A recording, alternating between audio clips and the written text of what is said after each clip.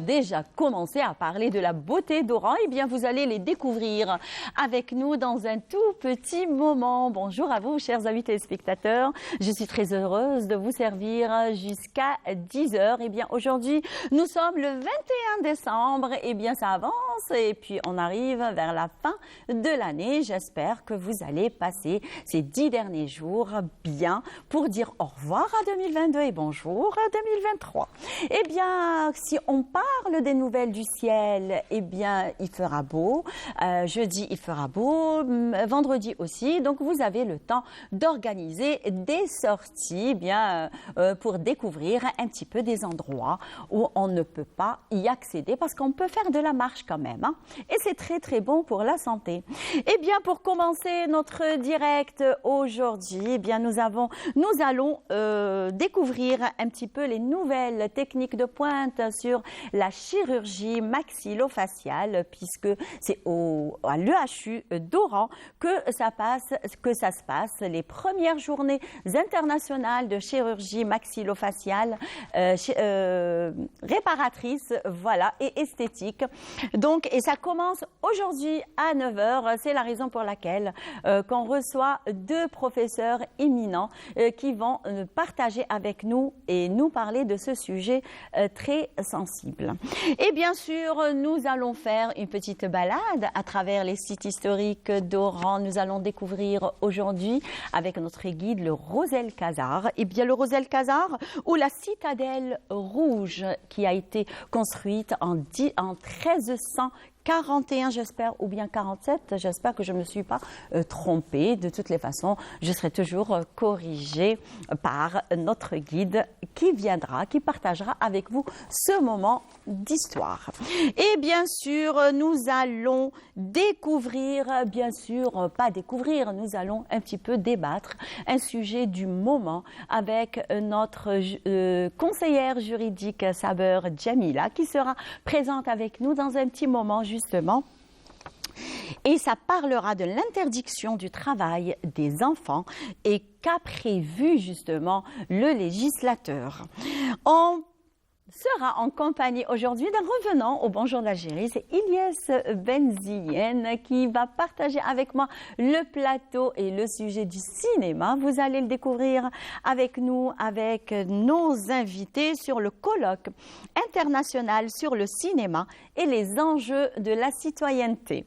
Et bien sûr, nous allons découvrir un jeune équilibriste et bien sûr funambule. Vous allez le découvrir, il a plusieurs cordes à sa, on va dire, à sa guitare.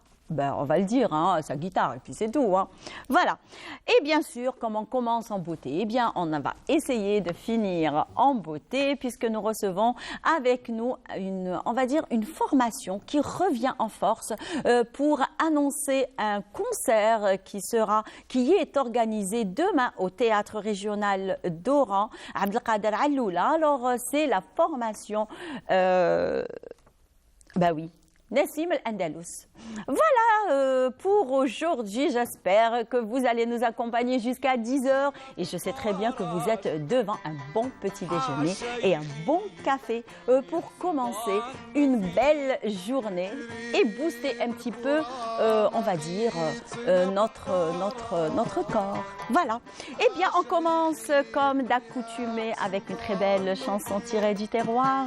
Bien, aujourd'hui, nous avons jeté notre dévolu sur El Ferda et on se retrouve juste après avec nos invités.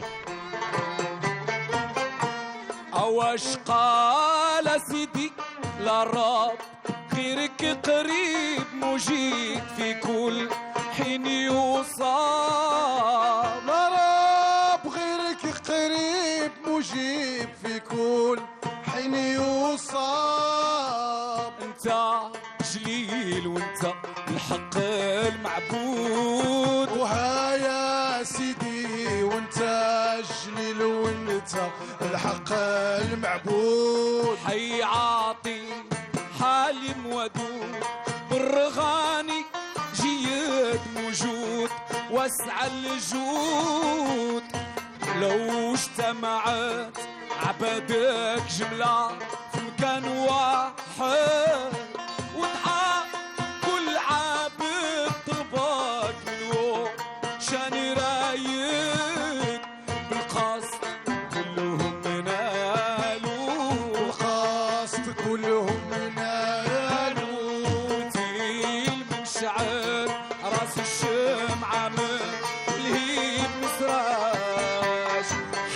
حاشا يخيب من يحسن ظنه فيك يا كريم الكرام غيتنا بالفرج حاشا يخيب من يحسن ظنه فيك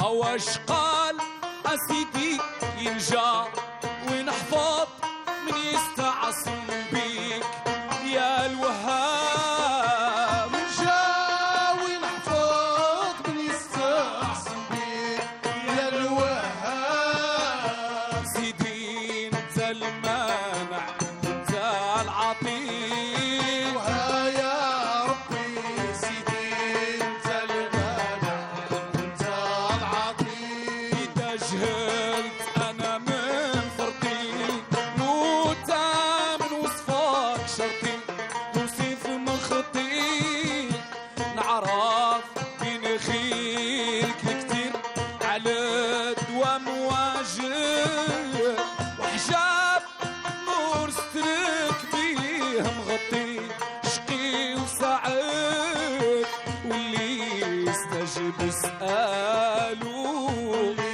يستجب السؤال سيدي قربوا عبد الغني ما يكون محتاج حاشا يخيب من يحسن ظنه فيك يا كريم الكرام غيتنا بفرج حاشا يخيب من يحسن ظنه فيك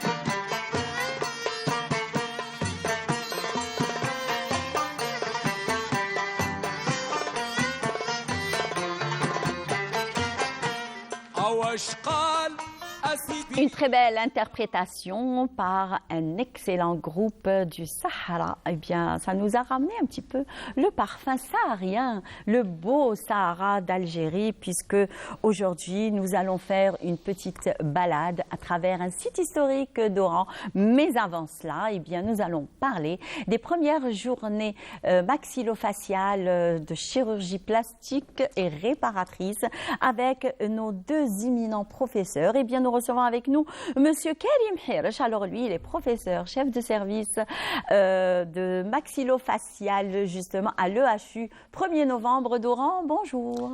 Bonjour Imen, bonjour chers téléspectateurs. Tout d'abord, je vous remercie pour cette invitation et de nous avoir donné l'opportunité donc de parler de nos premiers congrès international de chirurgie maxillofaciale, plastique et esthétique. Très bien.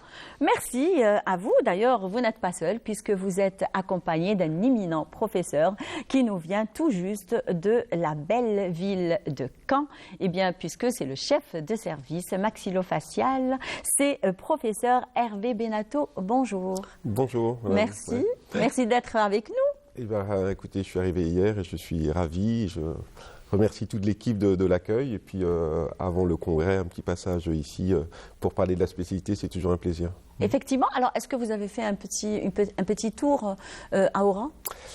Pas encore, puisque hier, on est passé par l'hôpital pour déjà que le professeur Hirsch me présente son équipe. On a fait une consultation aussi. On avait pas mal de patients Déjà à voir, y compris les patients qu'on va opérer demain, puisque demain c'est une journée de bloc opératoire. Et donc en soirée, il y a eu un petit peu de temps au soleil couchant quand même pour aller sur la corniche un petit peu découvrir, mais c'était pas au programme d'hier et on va voir dans les jours qui viennent.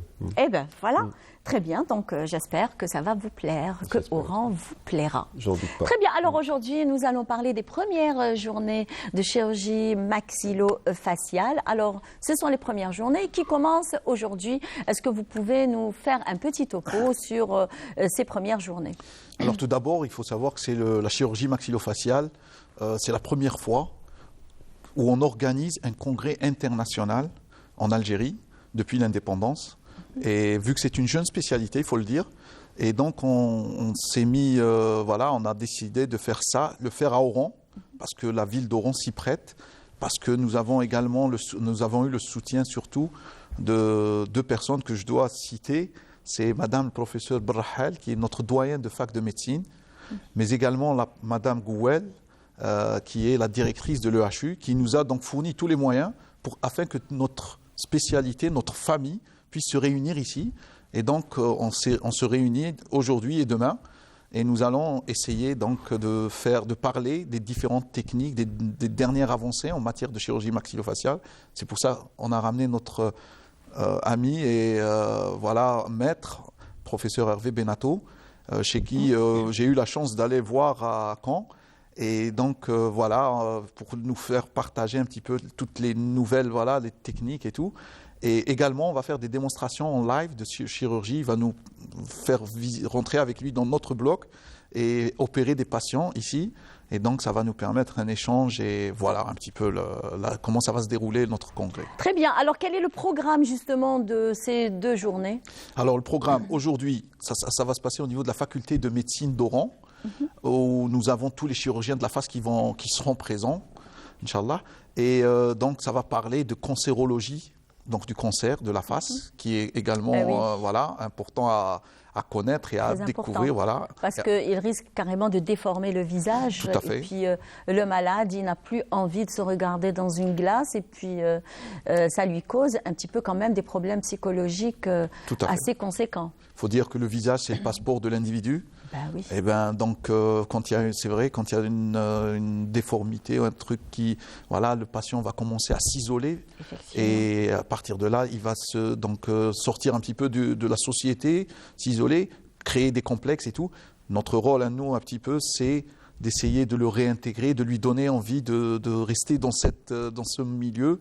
Voilà. On va parler également de traumatologie, vu que c'est de traumas faciaux qu'on prend en charge au niveau de l'EHU depuis maintenant 2 ans que je suis là. Et finalement, on finira par parler également de chirurgie esthétique, ce qui est en vogue.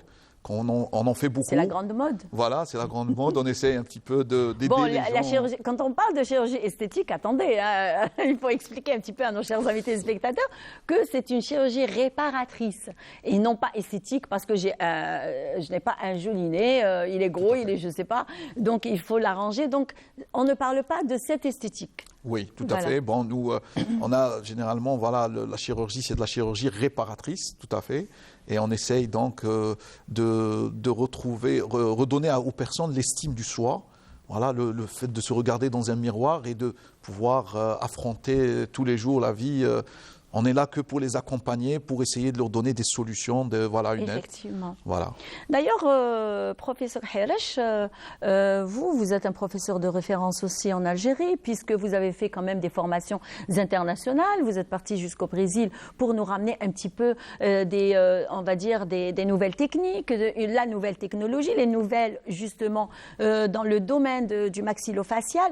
Donc, afin de doter un petit peu et de donner aussi des formations pour nos médecins et nos futurs professeurs. Il faut dire je vous remercie pour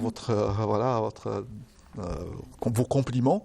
Quoi qu'il en soit, faut dire que c'était facile avant de partir et d'apprendre. Aujourd'hui, pour notre génération, notre objectif à nous, c'est d'essayer donc de transmettre. Et on essaye de leur faire maintenant les formations ici.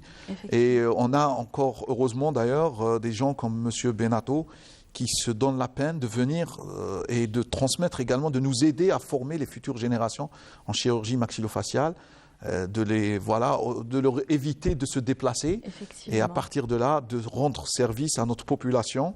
Donc même pour nos patients qui se retrouvent à se déplacer vers outre-mer, et donc de rester ici. C'est beaucoup mieux, je pense que c'est beaucoup mieux, non, professeur Hervé Benato. Donc je le rappelle à nos chers invités et spectateurs que vous êtes professeur chef de service de l'hôpital de Caen.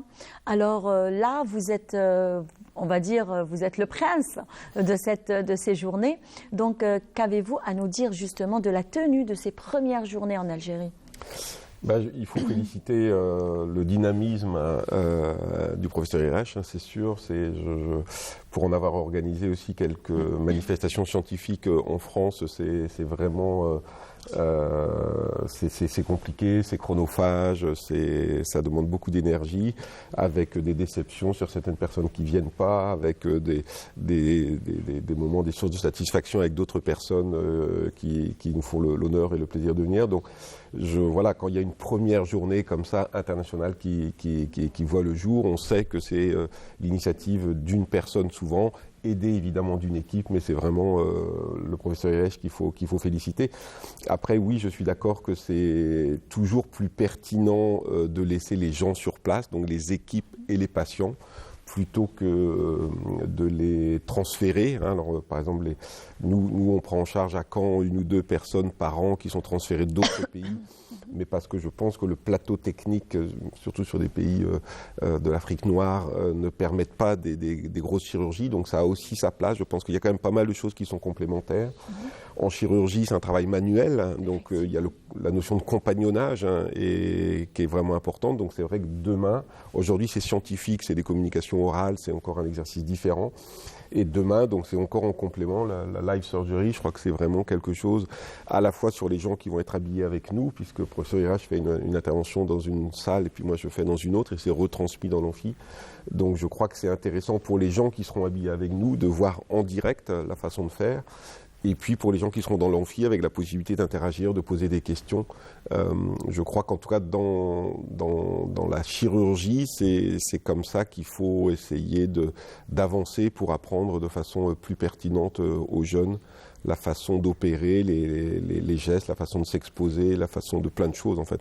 Mais c'est la notion de compagnonnage qui est assez qui est classique sur tout ce qui est manuel, dans les bâtiments publics comme voilà, on accompagne, on montre. Oui, mais là ça concerne le visage aussi. Oui, mais donc c'est très très délicat. C'est l'idée de faire et puis petit à petit de laisser la main et puis à force de faire d'avoir confiance aux plus jeunes et de l'accompagner dans ses premières interventions. C'est ça le compagnonnage. Très bien. Alors, professeur Benato, alors vous avez eu à faire beaucoup d'interventions réparatrices, justement, surtout que dans la chirurgie maxillofaciale, qui est un petit peu méconnue à travers les patients, à travers même les personnes, etc.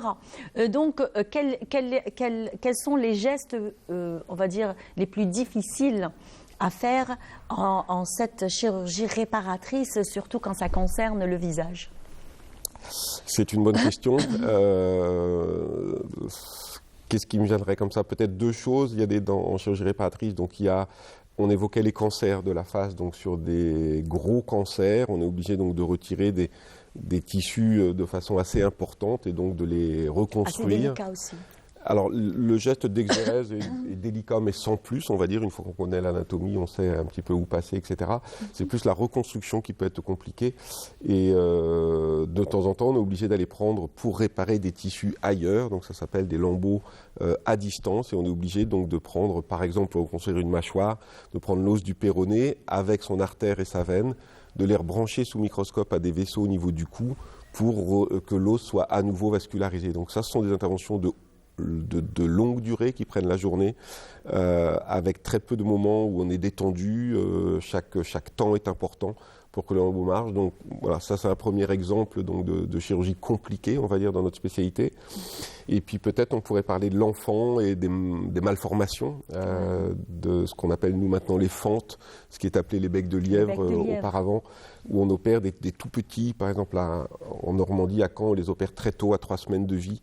Donc là, c'est des interventions plus courtes, mais où les tissus sont très fragiles, où les gestes doivent être très précis. Donc où là aussi, je dirais que ce sont des interventions qui sont réputées compliquées et délicates, et affaires de spécialistes quand même.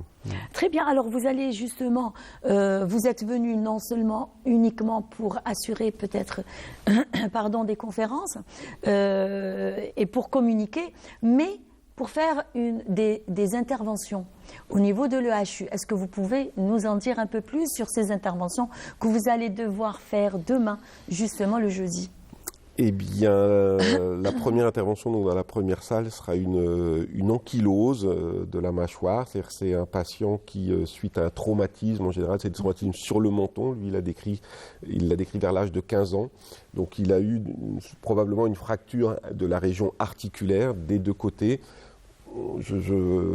Peut-être non diagnostiqué, en tout cas non pris en charge, et donc une des complications de cette évolution, donc, c'est d'avoir petit à petit une limitation de l'ouverture de bouche. Et donc, c'est un patient qui, depuis 10 ans, n'ouvre plus la bouche. Enfin, il ouvre de quelques millimètres la bouche. Donc, l'idée, c'est de lui redonner une ouverture de bouche. Donc, il va falloir aborder les deux articulations pour aller libérer l'espèce de cale osseux qui s'est mis à la place de l'articulation. Et après, grâce à ces rééducations, et là on fera tout le travail de l'équipe avec un suivi qui doit être assez long, de maintenir l'ouverture qu'on va réussir à obtenir pendant l'intervention. Donc ça, ce sont des interventions qui durent environ 2 heures, on va dire. Pour les anesthésistes, c'est assez compliqué aussi parce que vous savez que normalement la sonde d'intubation qui permet la ventilation pendant l'intervention est classiquement mise par la bouche. Voilà. Et donc là, avec un patient qui n'ouvre pas la bouche, il va falloir passer par le nez sans avoir le contrôle. Donc voilà, là aussi, il faut des anesthésistes de haut niveau qui sont confirmés, et le professeur RH m'a vraiment complètement rassuré par rapport à son équipe là-dessus. Vous avez eu à vivre un petit peu un rejet, on va dire, un rejet lors des interventions esthétiques et chirurgicales. Un rejet de la part du patient. Un rejet de la part du patient. Avant l'intervention, une fois qu'on lui explique, qui dirait non, c'est ça, non non, après l'intervention. Un échec, pas la bouche. Voilà, un échec, rejet voilà. voilà. Alors, Suite à l'intervention. Suite à l'intervention. Alors, dans le cadre précis des ankyloses, oui, sur quelqu'un qui, moi je suis sûr, et c'est ce qu'on a dit aux patients hier, je suis sûr à la fin de l'intervention, qu'il va ouvrir normalement. Mais s'il ne fait pas un travail de rééducation derrière, il est vraisemblable que ça récidive petit à petit. De la même façon que la première fois quand il a eu sa fracture, c'est parce qu'il ne s'est pas assez rééduqué que finalement, petit à petit, sans qu'il s'en aperçoive, la bouche s'est fermée petit à petit, millimètre par millimètre. Là, de la même façon, s'il ne fait pas une rééducation suivie pendant plusieurs semaines, plusieurs mois, il risque de récidiver, d'avoir à nouveau une limitation de l'ouverture de bouche. Ouais. Très bien. Alors, quelles sont ces nouvelles techniques? Là, je m'adresse à vous deux, bien sûr. Les nouvelles techniques de pointe, justement, dans la chirurgie maxillofaciale.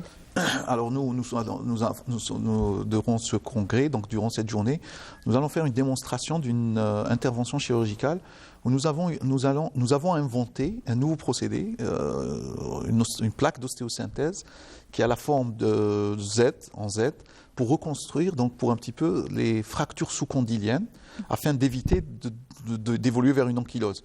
On a testé ce procédé, on l'a breveté ici en Algérie. On a été inspiré, personnellement, j'ai été inspiré en 2019 par le professeur Benato, qui est là présent, qui lui-même avait déjà inventé une plaque d'ostéosynthèse pour une autre pathologie dans la chirurgie maxillofaciale, au niveau des dysmorphoses, donc l'avancement mandibulaire. Et donc, il avait fait une démonstration et j'avais vu cette plaque. Et depuis, j'ai réfléchi et je me suis dit, tiens, pourquoi pas, voilà. Et donc, j'ai fait la même plaque, mais pour une autre intervention, plus miniaturisée un petit peu, voilà. Et donc, on va faire cette démonstration. Cette plaque a été brevetée, donc ici, protégée au niveau de l'ENAPI à Alger. Et donc, on va dire, c'est une plaque Made in Algérie. Voilà, tout à fait. Et donc, Made in Bledi. Voilà, Made in Bledi. Voilà, c'est Made in Bledi. C'est ça. Donc, on va faire un petit peu la promotion de ce procédé et nous allons faire en démonstration. Cette plaque va permettre aux jeunes qui vont venir assister donc, un petit peu de tout le territoire algérien de pouvoir prendre cette plaque et de la faire pour leurs patients afin d'éviter les complications qui sont l'ankylose, par exemple, et d'éviter également d'importer dans le futur. J'allais vous poser la question, plaque. d'ailleurs vous êtes en train de m'expliquer, et là je me suis dit, tiens, elle doit coûter combien si on l'importe? Alors nous l'avons importé il y a 2 ans au niveau de l'EHU. Une plaque coûte à peu près l'équivalent, bon je donnerai en dinars algériens, 70 000 dinars. D'accord. À peu près 350 €, voilà. Là, on va réduire les coûts. Si elle est fabriquée ici, si on trouve preneur, elle va coûter dans les 4 000 dinars. Ah ben voilà, donc ça va une réduire, très grande différence. Voilà. D'autant plus que la pathologie, les fractures sous-condyliennes, c'est l'urgence au fait. Et donc cette pathologie draine, par exemple, on en a opéré au niveau de l'EHU cette année dans les 64 patients en fractures sous-condyliennes. Dans seulement l'EHU d'Oran, si on répertorie ça on répercute sur toute l'Algérie, ça va faire beaucoup de malades. Donc ça va faire quand même une économie importante pour la santé. Effectivement. Et voilà. et également pour nos jeunes chirurgiens, leur montrer que c'est facile à placer et donc rendre accessible cette technique aux jeunes, aux plus jeunes. Voilà. Très bien. Un dernier mot, professeur Benato? Vous parliez d'innovation, j'en toucherai quelques mots sur la conférence que je fais là, tout à l'heure. Oui. Nous, ce qu'on essaye là maintenant, et je trouve ça vraiment passionnant, c'est une nouvelle dimension dans la discipline, c'est de planifier sur ordinateur ce qu'on va pouvoir faire, notamment sur la chirurgie osseuse. Grâce aux nouvelles imageries qui sont précises maintenant, on arrive, grâce à des nouveaux logiciels, à mobiliser les pièces osseuses avant l'intervention, donc ça prend un peu de temps avant l'intervention, et du coup ça permet dans l'idée aussi de concevoir des plaques nouvelles, c'est des plaques qui sont sur mesure absolument, avec des guides de coupe, donc on perd du temps avant l'intervention en planifiant avec des ingénieurs ce qu'on va vouloir exactement, mais le jour de l'intervention ça permet de gagner du temps et de gagner de la précision, et donc ça c'est quelque chose qui est bon, comme toute innovation, c'est super et ça redonne un engouement à la discipline avec un partenariat avec les radiologues aussi. À chaque fois qu'on est sur plusieurs disciplines, comme ça, c'est toujours passionnant. Ouais. Très bien, merci beaucoup d'avoir accepté notre invitation, professeur Hervé Benato. On le rappelle à nos chers amis téléspectateurs que vous êtes professeur chef de service maxillofacial de l'hôpital de Caen. Et bien sûr, vous êtes accompagné par, on va dire, l'organisateur de ces premières journées maxillofaciales, professeur Karim Hirach. Alors lui, il est chef de service maxillofacial, de chirurgie maxillofaciale à l'EHU d'Oran. Merci à vous et on va dire bon travail. Merci. De toutes les façons, on aura une équipe justement qui va vous accompagner demain dans vos interventions justement. Très bien. Eh bien voilà, donc on aura des nouvelles la semaine prochaine pour nos chers amis téléspectateurs. Donc on le rappelle que le programme des journées aujourd'hui, donc à partir de 9h, où il y aura des conférences animées par des professeurs éminents.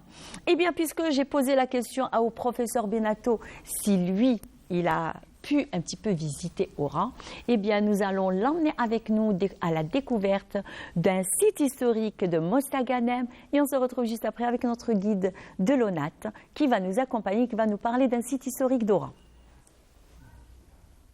Fut un temps où j'étais capitale de la Dahra, surnommée ville des Mimosas, prononcée Mesralim, mot d'origine arabe Mesk el-Ghanaim, et située à 363 km à l'ouest d'Alger.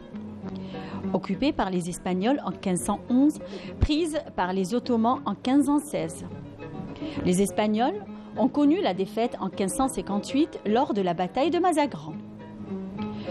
Vu le passage de plusieurs civilisations, les Phéniciens, ensuite les Romains, puis les Almoravides, pour appartenir aux Ianides de Tlemcen et les Mérinides.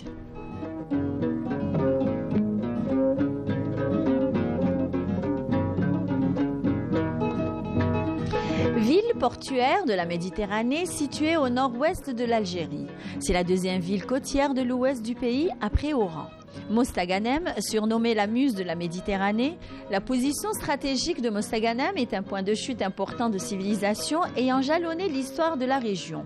Sa façade maritime et sa position géographique en fait un axe incontournable de lieu de rencontre de multiples civilisations. Doté de nombreux sites archéologiques diversifiés que de nombreuses civilisations ont tracés, traduisant l'histoire glorieuse à travers les siècles.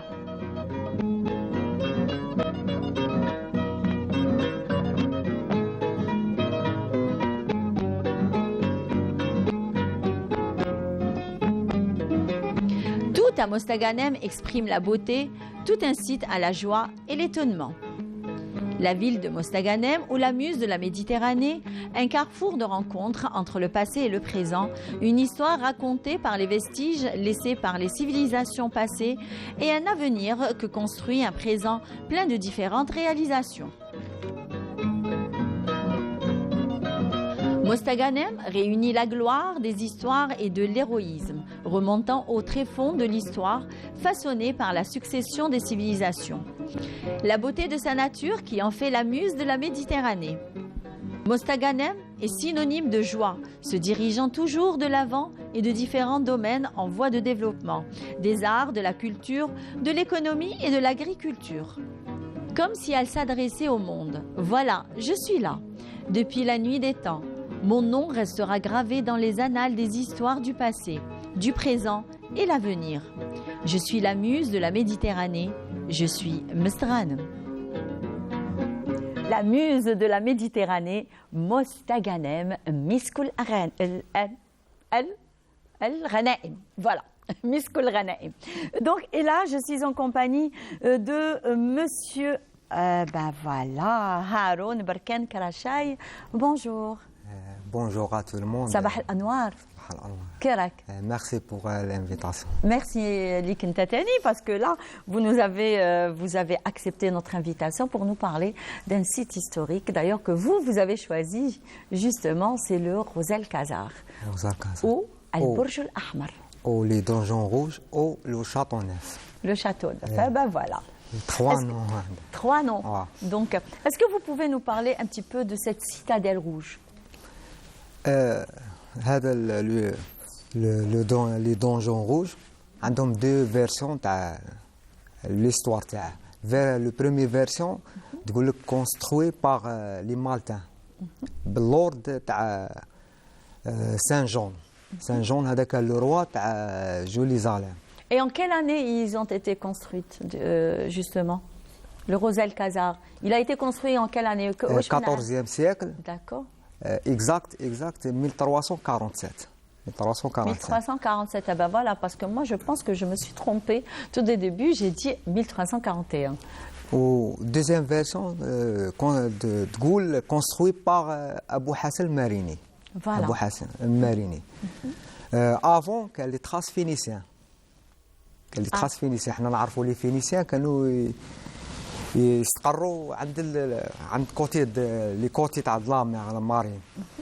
هذا شاطو ناف هي نوفيل شاطو كما يقولوا القصر الجديد. القصر الجديد. Ah, c'est pas le château numéro 9. Non. Non, شاطو ناف هي قصر جديد. القصر الجديد. نوفيل شاطو. نوفيل شاطو. في روزا الكازار الاسبانيول هما اللي طلقوا عليه هذا لو نون روزا الكازار 1509. روسا يقول لك دوريجين لو نو عرب. روسا هي لا تيت الراس، لا تيت دو كازر، راس القصر، لا تيت دو شاطو.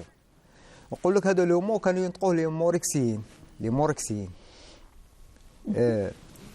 هذا لو سيت فيه كان فيرسيون تقول لك كان فيه 3 تور وكان يقول فيه 10 تور. شاطو كبير هذا. Alors, je pense que notre script, Selma, elle a justement des images sur le Rosal Khazar. Voilà. Donc, vous pouvez les commenter. هذا كوتي تاع بالي دو باي في الروزال كازار هذا كونستروي 1592 بار لي زيتومون الباي محمد الكبير هو اللي هذا كوتي تاع الديوان. هذا كوتي تاع الديوان. وهذه هنا كان ان بون لوفي. هذه الدخله تاع روزا كازر ان بون لوفي كيما نقول احنا الباب اللي يطلع جسر متحرك يقولها اون عرب. وهذا شاطو ناف. Donc pourquoi علاش سماوه لا سيتاديل رول؟ علاش سماوه البرج الاحمر؟ باسكو البنيه تاعها كان فيه هذاك القرمود يجي حمر كان يقول له. وكاين روزا كازر هي ماشي تراديكسيون تاع البرج الاحمر. نو روزا كازر هي لا تيت دو شاطون راس القصر. روسا هي في الحقيقه روسا لو مو دوريجين عرب كانوا لي موركسيين يقولها. وهذا قالها اونطابا. هذا اونطابا اسبانيول. En espagnol, c'est pas la cabeza? كابيسا. C'est la cabeza. كابيسا. على بها قلت لك باللي لو نو عرب دوريجين تاع عرب وكانوا الموركسيين يقولوا روزا كازار. الاسبانيول داوها عليهم. فيه هادو اللي 3 تور هادو ولا 10 تور ولا كاين منهم يسكن فيهم غوفرنور. وكان فيه ثاني تاع ماغازيني دو ميني لي ماغازان. فيه لي ماغازان فيه تي شابيل وفيه لاكور وفيه ان بوليفي. وكان ثاني 3 باستيون 2 باستيون il garde côté de la mer ou un seul bastion il garde la campagne le plateau de la campagne. لأن هذا الشاطو ناف جاي عند لا فان تاع بلاطو لا كومبان. وعند لافان تاع رافان دو لا سورس يقول لك واد المنبع. Ah, d'accord. Donc, moi, je ne savais pas. Hein. Donc, وكان يسكن ثاني بخاتر في هذو اللي وماغازيني دي مينيسيون وكان لي ماغازا دي مينيسيون كان بزاف تما كانوا تاع الذخيره. ولي اسبانيول كي جاو 1509 عاودوا بدلوا عاودوا بناوه من جديد d'accord. في ليبوك تاع فيليب 5. فيليب 5 البايب واش لاغم تاع لي زيتومون كي سيطروا على وهران 1708 داره مقر تاعه كان ريزيدونس تاع البايب Résidence principale. نتاعه. وحكم فيه 500 جندي تاع الاسبانيول حكمهم تما. الروتور تاع الاسبانيول 1732 عاودوا شغل بناو من جديد في ليبوك تاع شارل 3. عاودوه من جديد وهذه داروها في الامبلاك. داروها امبلاك بالمار كتبوها مازال كاينه الى يومنا هذا. الدروك كاين هذيك البلاك هذيك وسيرتو في 1759 تما اللي عاودوا هدموا كان لي سيت اللي هدموهم وبناو لي سيت جدد. شغل هذا جاي مدينه كبيره قلعه كبيره هذا روزار كازار او ما يقولها لي دونجون روج. Eh bien, je le rappelle à nos chers amis téléspectateurs que vous êtes guide des monuments historiques à Oran. Donc, est-ce que vous avez des circuits justement à proposer pour les visiteurs qui viennent à Oran, qui ne connaissent pas? انا جي توريستيك في اللونات حنا ما نحبسوش ما نديروش بوز في الروزار كازار. Oui, justement, c'est pour ça غير بيس نهضر عليه. حنا بوز نديروها في البلاطو مولا عبد القادر ولا لو فور سانتا كروز ولا لي شابيل تاع سانتا كروز. حنا ماذا بينا نزيدوا في السيركوي هذا نزيدوا هذا لو سيركوي اللي فيه لو روزيل كازار. Qu'est-ce qu'il y a aussi comme guide comme site historique? واش كاين ثاني مع لو روزيل كازار؟ c'est-à-dire في لو سيركوي c'est-à-dire تخرجوا من لا بلاس دارم سي سا. بلاس دارم كاين فوالا بلاس دو 1er نوفمبر actuellement. دونك نخرجوا من لا ريخ ميستي. D'accord, mais la Rue là, le siège de l'ONAT. Le premier site اللي نشوفوه cathédrale. Très bien. Cathédrale هذه اللي d'Oran. Qui est actuellement, c'est la bibliothèque municipale. Très bien. Cathédrale. من بعد نفوتوا على بلاص غارغينتا. Oui. غارغينتا بالي دي كولتور. كي راه سمو هذا الوقت لا بلاص غارغينتا؟ على بالكش؟ مع بلاص غارغينتا هي في الحقيقه لو بلاطو غارغينتا كان يوصل حتى الفروندمون حتى واجهه البحر. فوالا. هذه كاع غارغينتا. Finalement, ça y بناو etc. Donc ça a changé un petit peu. وهذه يقولها له غارغينتا اون عرب يقولها خنق النطاح. علاش يقولها خنق النطاح؟ لان تريبي دورون كانوا يفاغ دي كومبا دي موطون. داكور. هذه مازال كاينه في الشرق عنابه وقسنطينه وحتى في الجي كان يديروا هذه المعارك هذه تاع الكباش هذه. ومن بعد نهودوا البلاص داغ. بلاص داغ كان ثاني لي سيت كان لوبيرا تياتر كان اوتيل دي فيل كان مونيمون تاع لا باطاي تاع سيدي ابراهيم تاع اللي دارها الامير عبد القادر. Effectivement, d'ailleurs, c'est à l'occasion de la bataille de Sidi Ibrahim qui a été justement l'obélisque qui est au milieu de la place du 1er novembre. La place 1er novembre, avant place d'armes, il y a place d'armes, يعني ساحة السلاح. Exactement, تاعنا. Avant كان يقولها place Napoléon. Napoléon III. Parce que Napoléon III visite la ville d'Oran en 1865. D'ailleurs, c'est une place où on y trouve beaucoup de sites historiques très importants et qui font justement parce qu'il y a le siège de l'ancien APC, Ntarna, là où il y a les lions de bronze. Donc, et il y a aussi le théâtre. Le théâtre. C'est un très bel édifice. Après, on va le Palais du Bey. Palais du Bey, j'ai fait Rosa Kazar. Exactement. Donc, 1792. Très bien. والباي بوشلاغم بنى بالي تاعه في لاكاس بادورون. والباي محمد الكبير هذا بناه شغل مؤقتا بالي دي باي بناه روزار كازار مؤقتا. هو مات في 1760 1799 مات باللا بيست بالطاعون. Ah, donc mette à Oran, مات اغو lors de la pandémie. هو كان باغي يجدد لو بالي تاع باي بوشلاغ ملي كان في لاكاس بادورو لان تهدم بالزلزال اللي كان Le tremblement de terre, le grand tremblement de terre. من بعد نهودو بلاص كليبر. بلاص كليبر تما Boudali Hasni بودالي actuellement. حسني بودالي تما لا بريمي فيل اورون في ليبوك فرونسي خاطر كان لا فيل في ليبوك اسبانيول راه الفوق في سيد الواري. تما كاين اوتيل دو لا باي اوتيل دو لا باي اوتيل دو في في بلاص دارم اوتيل دو لا Ah باي oui, oui. هو فندق السلام Là où il y a la L'OPJ. première... Voilà, l'OPJ L'OPJ. actuellement. لو بي جي اكتويلمون هذاك تما جا نابليون. J'allais vous le dire. Est-ce que c'est là où a séjourné Napoléon avec sa نابليون 3 compagne? ماشي نابليون بونابرت. Oui, oui, oui, oui. اي كاين لابور دو كاناستير يقولها لابور دو لا مير لان كان منها الكارد لا مير كانت لا برومي بريفكتور كاع لا برومي بريفكتور كاع. Justement, c'est la تما. première préfecture d'Oran. وكاين لو روشي هذاك تاع بوان زيرو تما يحكموا Le الروبير premier point zéro d'Oran. دورون تما Voilà. يحكموا الروبير Oui. ومن بعد نزيدوا لي بان ترك. Alors, quand vous partez au bain turc, est-ce que vous passez par la rampe de Madrid ou alors de l'autre côté? انت مين تفوت les visiteurs تفوتهم على la porte de Canastel نو وتطلع على يكونوا بالبيس ما يفوتش البيس. Ah d'accord, par bus, pas à Non, pied. pas- D'accord. oui. وهادو لي سيت كاع كاع تقولهم. نقولهم في البيس في البيس عندنا D'accord. دو بوست حنا بلاطو مولاي عبد القادر ولا لو سونتا كروس تما نديرو بوست تما اللي نتمشوا على كرعينه ولا لا شابيل. من بعد لوبيتال بوداس Ah bah oui, لوبيتال بوداس وميليتير exactement. و 1845 ولا 44 1849 رجع ولا لوبيتال سيفيل. علاش؟ باسكو 1849 جات لا مالادي دو كوليرا Voilà. داروا فيه لي مالاد ولا تاع لي سيفيل.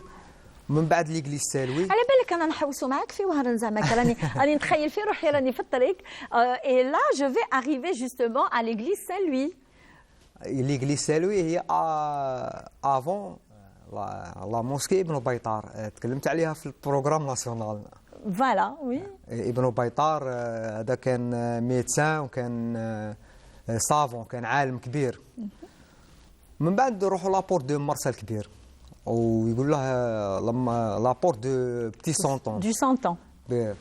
سونتون ماشي سونتون 100 عام. Non, le 100 ans, قديس، S-A-N-T-O-N. Oui, oui, oui. ونفوتوا على لاكاس بادورو.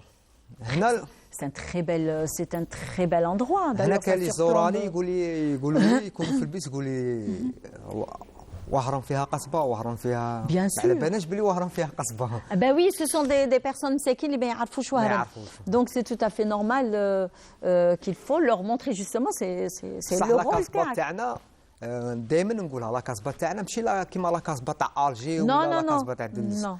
لا كاسبا تاع الجي ولا هي لافيل كانوا يسكنوا فيها الناس. حنا لا كاسبا تاعنا شغل فوق تيغاس هي حصن كبير كانوا يسكنوا فيه غير الملوك والامراء والجيش وقاده تاع الجيش ماشي ما كانوش فيه السكان. ما كانش لا كاسبا كيما تاع الجي ولا تاع علاش دنيس. خيروا هذاك لاندروا كيما هادو الامراء والقاده الكبار اي لي ميليتير علاش خيروا هذاك لاندروا؟ باسكو لا فيل الاولى كانت تما ليبوك اسلاميك. ليبوك اسلاميك كانت تما D'accord. الزيانيين كان المقر تاعهم تما. تاعهم تما. تما. تري بيان. بصح لكن لا فيل الاولى كاع قبل سيد الواري كانت هي راس العين. Bah oui, parce que c'était le point d'eau. فيلاج افريك وين كان الماء وين كاين رافان دو الماء. سيد الواري. Le ravin de voilà. نقولها رافان دو رحي. رحي هي الرحاق. Voilà, voilà. ومن بعد نطلعوا لو فور سونتا كروز لو بلاطو مولاي عبد Le القادر. plateau Moulay Abd Qadir. Carrément là-haut. يقول له جبل المايده. Voilà. خاطش لا مونطان هذيك جاي كوم اون طابل جبل المايده وتما يقولها المقعد الباي. Voilà. تما كان الباي هو لي زوطومون هو ولا الطلبه اللي كانوا يقروا قران تما كانوا الرباط تاعهم. عرف شا خيرنا. C'est juste pour mettre une pointe de. باسكو هذيك البلاصه بلاطو مولاي عبد القادر مقابله لو فور سونتا كروز. تما Effectivement. كانوا يقارعوا الفرصه باش اتاكاو لو فورس نتاع كروز اتاكاوه من تم من لو بلاطو مولاي عبد القادر. مولاي عبد القادر. لهذا كي رجعوا للاسبانيول حفروا هذاك الجبل ما كانش محفور هو. باسكو سي لا مونتاgne du Murjajou. مرجاجو وافون كانوا يقول لها هايدور. Oui, l'Aïdour. هايدور هذا عالم وهران. Alors 365 mètres de hauteur. Non? 386 في لو فور سانتا كروز. Exact, voilà. 412 ولا 429 Voilà. في Voilà, le plateau de مولاي Moulay Abdelkader.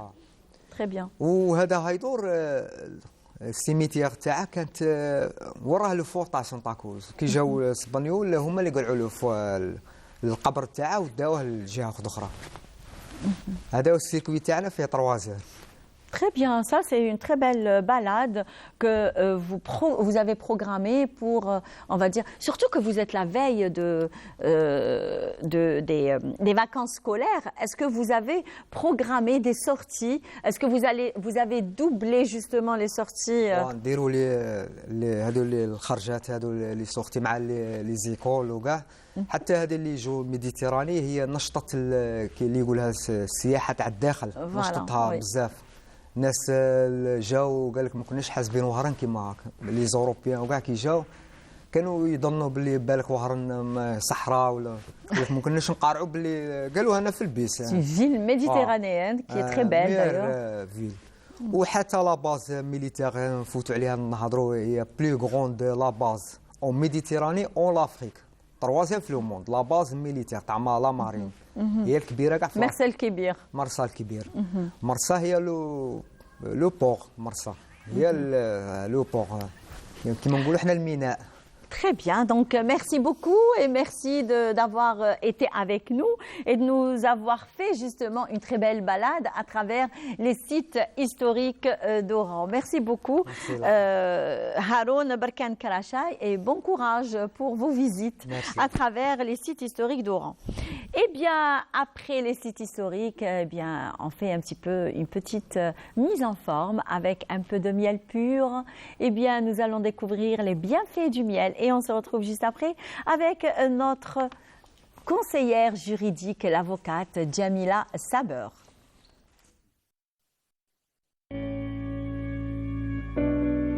Renforce le système immunitaire, on l'utilise dans le bain afin d'hydrater sa peau, aide à la cicatrisation, aide à lutter contre l'insomnie, fait baisser le mauvais cholestérol, facilite la digestion, a des bienfaits pour la peau, antibactérien, anti-inflammatoire, antioxydant, améliore la rétention du calcium et du magnésium, ainsi que le taux sanguin d'hémoglobine et en milieu hospitalier spécialement préparé et standardisé pour sa pureté bactérienne et utilisé pour la cicatrisation.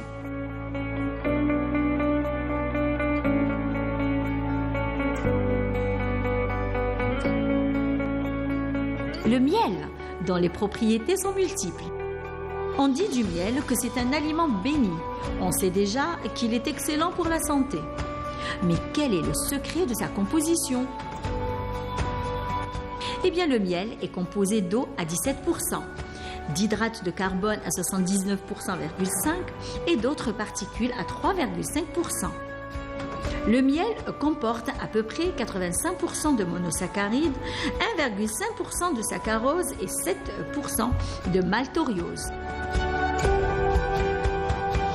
Le miel est doté d'un pH acide allant de 3,2 à 4,5 pour une moyenne de 3,9. Contient aussi de l'acide gluconique. Du point de vue énergétique, 100 g de miel apporte 304 calories. Du point de vue énergétique, 100 g de miel apporte 304 calories, 82 g de glucides, 0,3 g de protéines, 52 mg de potassium, 4 mg de sodium, mais aucun lipide.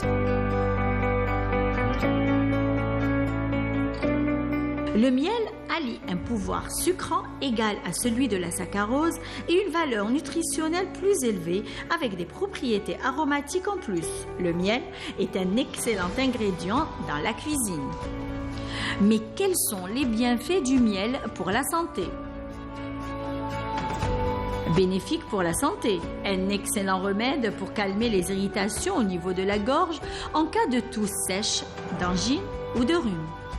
On l'applique aussi sur les gencives enflammées ou irritées ou même lors de la poussée dentaire.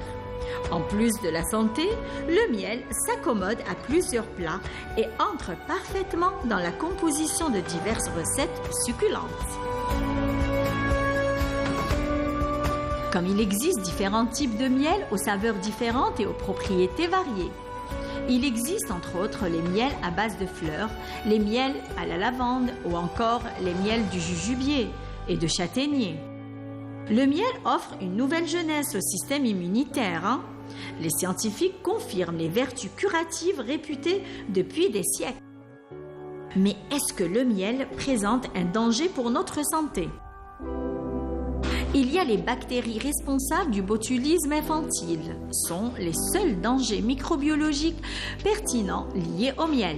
Des formes résistantes de la bactérie Clostridium botulinum, responsable de cette maladie. Mais pourquoi mettre du miel dans notre infusion ou thé est contre-indiqué ? Eh bien, le miel frais est stable, mais une fois en contact avec une trop forte chaleur, il s'altère et perd de ses vertus. Donc, attention, la chaleur dégrade les actifs du miel. Eh bien, voilà, nous, on a commencé d'ailleurs, c'est un sujet qui nous concerne tous, justement, et c'est un... Alors, voilà, Saber Jamila qui nous dit c'est un sujet passionnant. Ouais. Voilà. Bonjour. Bonjour Imen, Ça bonjour va chers téléspectateurs. Ça va? Alhamdoulilah, Vous allez bien? Ça va, merci. Eh bien, aujourd'hui, il sera question, et c'est une question qui est très importante, et cela concerne l'interdiction du travail des enfants et la protection des jeunes. Tout à fait. Est-ce que ça existe déjà, les enfants qui travaillent? Oui, oui, oui. Mais en Algérie, il n'y en a pas beaucoup, parce qu'il y a eu des statistiques, il y a eu des contrôles, des inspections. L'État est à cheval concernant l'interdiction du travail des enfants. Mais on a toujours des petites, un petit nombre comme ça éparpillé un peu partout, surtout en dehors des grandes villes et tout ça. Donc, on les voit au bord des autoroutes, on les voit l'été sur les plages. Voilà. Donc, on les voit comme... Mais l'État, je vais vous dire pourquoi le travail déjà des enfants est interdit par la loi. Voilà. Toute la loi internationale et les lois nationales aussi. Donc, en particulier, nous, on va traiter de la loi algérienne et on va comparer, parce que nous, on est obligé, l'Algérie, à signer des conventions internationales interdisant le travail des enfants. Avec l'OIT, qui est l'Organisation internationale du travail, et elle a signé pas mal de conventions. La convention 182, donc ratifiée avec l'accord de 190, je vais l'expliquer, donc qui interdit les pires formes de travail des enfants, parce que ça existe. Mais quand on voit, c'est-à-dire l'Algérie, pourquoi l'Algérie, on ne voit pas beaucoup d'enfants, on a un faible taux d'enfants travailleurs. Pourquoi? Parce que l'Algérie est à cheval sur la scolarisation, l'obligation de la scolarisation des enfants, et on voit la prise en charge des enfants scolarisés. Donc, l'enseignement est gratuit, et ils ont une pension. Et les parents, donc, et ensuite, il y a une prise en charge sociale de ces enfants, donc non seulement par l'État et par la société civile, à travers les associations caritatives. Donc, je ne vois pas pourquoi on envoie ces enfants travailler. Parce que généralement, alors, que dit la loi ? Eh ben voilà. Mais justement, mais avant d'arriver à la loi, avant de passer, on va dire, à cette loi justement qui interdit le travail des enfants, donc quel est l'âge légal justement, si toutefois on peut, on va dire, on peut recruter effectivement, voilà. Recruter un enfant. Bon, recruter, pas recruter au vrai sens du mot, quoi. On peut, on va dire, lui permettre de travailler. Alors, donc, là, on va parler automatiquement de la loi du travail. Donc, c'est tout un ministère. Donc, l'âge légal, c'est 16 ans. Mais sur autorisation paternelle. Voilà, du tuteur légal et tout ça qui soit, c'est-à-dire... père, mère ou autre, donc celui qui a la kafala, donc c'est 16 ans. Sauf dérogation avant quand il s'agit d'apprentissage. D'accord. Voilà. Mais généralement, l'âge légal, c'est 16 ans sur autorisation. En plus, il y a des conditions. Donc, qu'est-ce qui se passe? Donc, l'enfant ne doit pas travailler, il ne peut pas travailler la nuit. On ne peut pas, c'est-à-dire lui donner des horaires de nuit. Voilà, ne peut pas faire un travail, c'est-à-dire difficile, pénible, voilà, qui porte atteinte à sa santé, parce que là, il est en pleine puberté, il est, exactement, donc, voilà, qui peut pas il est dans, encore fragile. Tout à fait, c'est-à-dire pas dans un milieu, c'est-à-dire il peut pas être recruté dans un milieu où c'est nuisible à sa santé, où c'est rude comme travail. Voilà, il ne peut pas exercer n'importe quel métier. Voilà, tout à fait. C'est-à-dire il faut que ça correspond à son âge et ça lui permet d'évoluer et tout ça. Donc, dans le cas contraire, où on trouve, il y a des inspecteurs de travail qui font des contrôles, mais il y a des gens qui sont conscients qui recrutent quand même des enfants, c'est-à-dire dans le besoin et tout. Donc, ils les recrutent, ils les font travailler. Là, c'est-à-dire la loi les condamne carrément. Hein. Donc, alors là, ce que les gens ne savent pas, que des fois, quand on a une amende de 20 000 dinars, elle est portée sur le casier judiciaire. Ah oui, une amende de 20 000 dinars est automatiquement reportée sur le casier judiciaire. Alors, voilà. Donc, il faut faire très attention. Tout à fait. Donc, ça, ces enfants-là, ils sont protégés par la loi. Nous, notre système algérien protège énormément nos enfants. C'est-à-dire, les parents n'ont pas le droit d'arrêter la scolarisation de leurs enfants pour les envoyer travailler. Dans le cas contraire, ils pourront être poursuivis. Voilà. Voilà, ben oui. Tout à fait. Donc l'enfant, il est là. D'ailleurs, moi, je me dis, l'enfant, il est né pour être protégé. Effectivement. Voilà. Jusqu'à sa majorité. Tout à fait.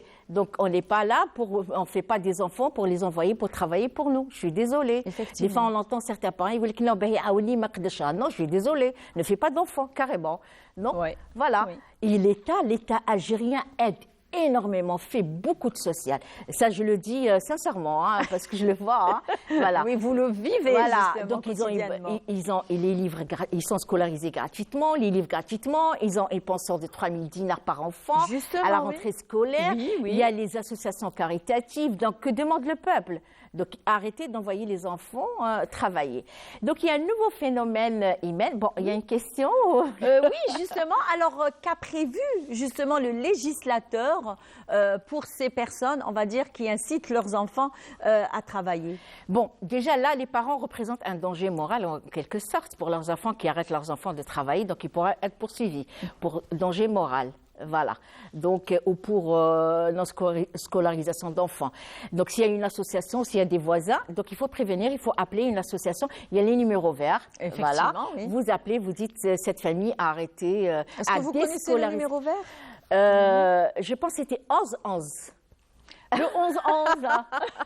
Voilà. Le 11-11. Je pense que c'est le réseau NADA qui a créé ce numéro Oui, vert. effectivement, oui. Voilà. Donc, 11-11. Donc, vous appelez, vous dites, ils ont déscolarisé leurs enfants.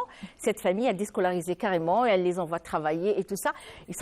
Pour les employeurs, ils ont donc le premier contrôle. Si on trouve des enfants mineurs. Alors, quand on parle d'enfants, c'est-à-dire un mineur jusqu'à 18 ans. Hein. Effectivement. Voilà. Alors, donc, si on...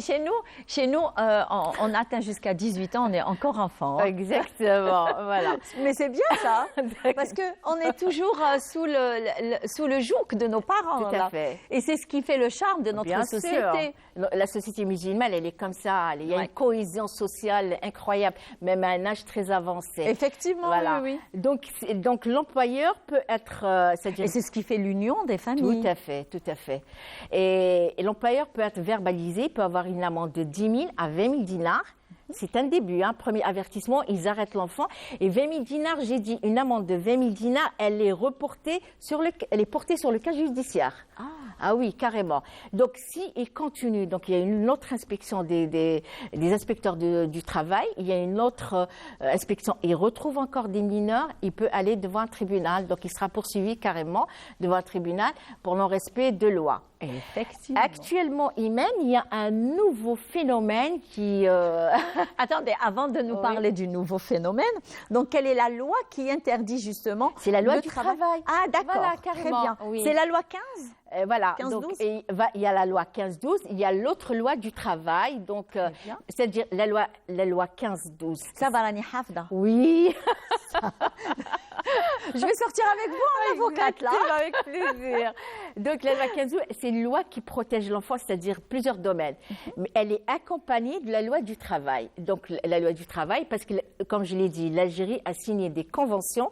La convention 182, ratifiée de l'accord de la recommandation 190, qui interdit, parce que quand on voit dans les autres pays africains, il y a des enfants qui travaillent dans des mines, hein. Des mines qui sont recrutés. On appelle ça les pires formes de travail. Effectivement. Voilà. Mais bon, ici en Algérie, bien sûr, il n'y en a pas. Non. Je ne pense pas. Non. Mais ce qu'on voit aussi, ce sont des enfants qui vendent du pain en bord Voilà, de route, les beignets, des beignets, voilà, etc. matelas. Mais c'est dangereux. Très dangereux. Voilà. Ils sont exposés parce qu'on a plein de malades, de pervers dehors. Voilà. Déjà, le climat. Déjà, c'est éprouvant pour la santé de l'enfant plutôt, de rester toute une journée sous un soleil tapant comme ça, sans nourriture, sans rien, Effectivement. sans hygiène aussi. Hein. Donc, il y a beaucoup de gens qui ont signalé Franchement, ça. ils me font de la peine. Moi hein, aussi, vraiment. moi aussi. Et on ne sait pas à qui on a affaire parce qu'il y a plein de malades, de Effectivement. pervers qui passent. Effectivement. Voilà. Alors, le phénomène, Alors, on y arrive. le phénomène, donc c'est un phénomène international, c'est le travail des enfants youtubeurs. Ça, c'est...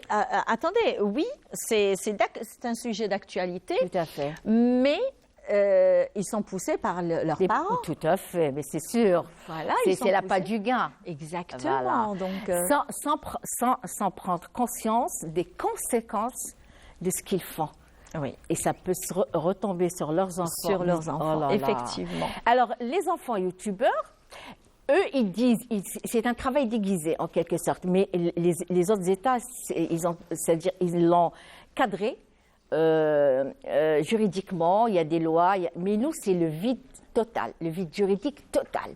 Il n'y a aucune loi. Ben, j'espère que le législateur algérien va réagir tout de suite, parce que c'est des enfants qui sont en danger, hein, très en danger. De toutes les façons, ils vont certainement réagir tout de suite C'est parce sûr. que rien ne passe Oui, sous inaperçu. le nez de... Voilà, Moi, j'en parle exactement. beaucoup. Hein. J'ai écrit, j'ai publié et tout ça sur Facebook parce que ça me met en colère de voir des parents comme ça, vendre leurs enfants comme ça sur les réseaux sociaux. D'ailleurs, on a parlé un petit peu d'un sujet. La surexposition la des enfants. surexposition des enfants. Tout à fait.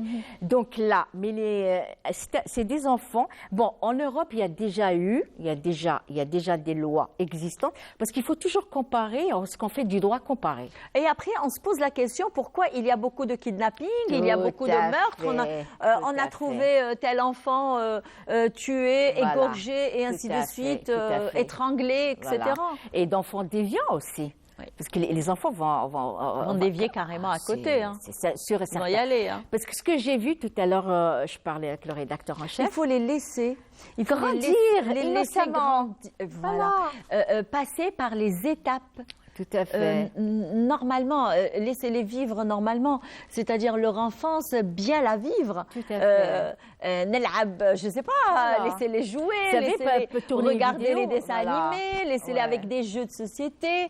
D'ailleurs, moi je me rappelle, on était tout petits, nos parents nous achetaient les puzzles, Tout à fait. parce que c'est un jeu quand même Ludique, très ludique. Exactement, Voilà. et on adorait, Oui, on bien sûr. adorait. Les jeux de cartes, le Monopoly, tout ça. Effectivement, Voilà. oui. C'est comme ça qu'on Voilà. évolue. La corde pour les Tout à filles, fait. puis le ballon pour les garçons. Donc, Tout à fait. moi, Mais je maintenant, pense que- non, c'est la pas du gain. On veut de l'argent. Mon enfant, Ouais. il peut me faire rentrer de l'argent. Vas-y. Donc, ils sont en train d'utiliser leurs enfants.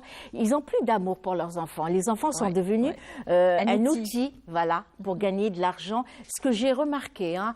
Alors, ce que j'ai remarqué aussi, ce qui me révolte, c'est que j'ai vu des enfants youtubeurs algériens hein, invités dans des soirées de rail, dans des boîtes de nuit. Mon Dieu. Voilà, et faire Dans des des soirées, selfies, oui. des selfies avec des chanteurs de rail. Dans Pas- des soirées. Voilà, dans des chanteurs de rail de boîte de nuit, carrément. Hein. Alors, mais c'est grave, vous, un enfant qui rencontre des gens comme ça, Oui, qui découvre la nuit, le monde de la nuit, De comme la nuit, ça. exactement. C'est grave. Et là, on peut l'inciter à faire beaucoup beaucoup de de choses, choses. carrément. Oui. On les oblige à faire des vidéos, à faire des lives, des vidéos qui, je sais pas de combien, se montrer, s'habiller, faire des gestes. On leur dit ce qu'ils doivent dire. Et on les habille comme les adultes. Tout à fait. Les filles, des fois j'ai vu des petites filles maquillées. C'est grave. Vous avez vu ça? Moi, j'ai vu. c'est- Alors, je ne citerai pas le nom, Voilà. d'ailleurs. Des petites C'est une tenues, personne que je des- connais très bien. Oui. Et c'est dommage, et c'est à travers le petit écran que je dois m'adresser à ces mamans-là Tout à qui fait. mettent de la couleur à leurs petites filles Même aux qui ont garçons. 5-6 ans. Même aux garçons. Mon Dieu. Des cheveux teintés en blanc, en roux, mais c'est Oui, grave oui, là. oui. Déjà les produits chimiques, ils vont toucher le cerveau. Effectivement. Non, mais c'est juste pour de l'argent. Alors moi je vais prendre l'exemple, l'Europe a réagi très vite. Donc je vais prendre l'exemple de la France parce que c'est à côté. Il y a eu un décret en 2020 donc qui oblige. Eux déjà ils avaient une loi pour les enfants artistes et les enfants mannequins. Ah oui. Oui, ils gèrent parce que les enfants artistes et mannequins, il y a une loi qui les gère, hein, Effectivement, carrément. oui. Nous, non. Et qui gèrent leur argent aussi. Tout à Voilà. fait. Voilà. Parce qu'il y a eu beaucoup de problèmes Voilà. avec les jeunes, avec les enfants artistes. Oui. Ils ont été, on va dire, Exploités, carrément, exploités escroqués. et dépouillés de leurs gains par leurs parents. Par même, leurs hein. propres parents. Par leurs Voilà. propres parents. Et il n'y avait pas de contrat. Effectivement. Alors, qu'est-ce qu'il y a eu? La France, elle a légiféré le décret là de 2020, de 19 octobre de 2020, où oblige les parents déjà de verser la moitié des entrées de ce genre de vidéo dans une caisse pour la laisser, pour la protéger, comme une CNEP en quelque sorte, une caisse d'épargne en quelque sorte, pour, c'est-à-dire pour la laisser à ces jeunes youtubeurs qui peuvent, c'est-à-dire les encaisser à leur majorité. En plus, voilà. elle a, avec ce décret, elle a limité les heures d'apparition des enfants sur les réseaux sociaux et tout ça. Donc, et voilà, elle a incité la plateforme de TikTok et YouTube de participer à la charte pour la protection de l'enfant, du travail de l'enfant youtubeur. Et déjà, YouTube a réagi, elle a démonisé, voilà, certains, c'est-à-dire elle paye plus certaines vidéos et certaines, voilà, pour et c'est bien protéger en fait. quelque sorte. Oui, et c'est vraiment Tout à bien fait d'ailleurs. Donc, le travail des enfants, c'est interdit, carrément interdit. Et on sollicite du législateur Voilà. qu'il y ait un projet de loi protégeant ces enfants youtubeurs en quelque sorte. Très bien. Voilà. Merci beaucoup, Merci Saber à vous. Jamila. Donc, on vous donne rendez-vous la semaine prochaine. Ça va être la dernière de 2022. Inch'Allah. Très bien. Mais on verra avec vous quel sera le sujet abordé lors de la fin de l'année 2022. Et bien, sans plus tarder, sujet de Mohamed Selmi et lecture Salim Skandar sur le premier colloque international sur le cinéma et les enjeux de la citoyenneté. Et bien, on se retrouve juste après avec Ilyes Benziyen et les invités. اللي ما لازمناش ننساهم ابدا وهاد الناس هم الشهداء الابرار الخالدون بهذه المناسبه نطلب منكم تناشدوا معايا حد اثنين Le rôle du 7e art dans la mise en lumière des faits historiques est la sauvegarde de la mémoire collective à travers des œuvres cinématographiques qui contribuent grandement à nourrir l'esprit patriotique chez le public. السينما تدعونا للانخراط في العملية التشاركية التي تؤسس لها من خلال موضوعات المواطنة. نقدم المواطنة من خلال العروض السينمائية التي ما فتئت الآن أن تقوم بالتأريخ والنبش في الذاكرة حتى تكون المواطنة دائما في أمان. والعلاقة يعني تاع الصورة يعني بالمواطنة هو يعني كيف ننقل يعني مفهوم يعني المواطنة فيما يخص ربما التعبئة يعني التحسيسية، فيما يخص التوعية البيئية، فيما يخص ربما الصحة، فيما يخص المحافظة على الوطن، يعني كلها قيم لابد أن تنقل عن طريق الصورة. طبعا يعني ما قدمته أنا يعني في مداخلتي الموسومة بدور الفيلم الوثائقي في ترقية يعني فعل المواطنة. Dans l'optique de mettre en exergue cette approche sur la relation entre le cinéma et la mémoire nationale, une rencontre-débat a eu lieu à l'université Oran 1, et ce, en présence d'un parterre de chercheurs spécialisés dans le 7e art. ارتأى منظمو هذا الملتقى أن يجسدوا مفهوم المواطنة بمفهومه الشامل وعلاقته بالفنون وبخاصة السينما. أما بالنسبة لمداخلتي فإنها تتمحور حول مفهوم الإنسان الأعلى في السينما الأمريكية أو في سينما هوليوود.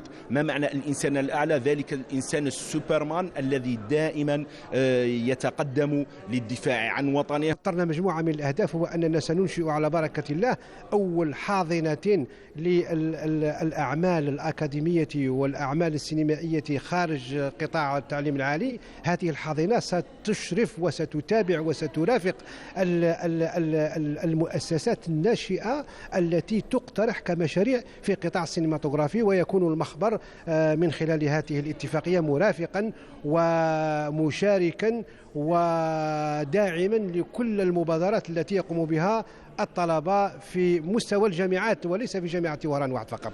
قطاع وزارة الثقافة والفنون منفتح بشكل كبير على البحث العلمي والجامعة، وفي اتفاقيات ستوقع وموجودة بين القطاعين. L'événement a été ponctué par ailleurs par la signature d'une convention entre les organisateurs et le Centre national du cinéma et de l'audiovisuel, en plus d'une exposition artistique ayant trait à la thématique.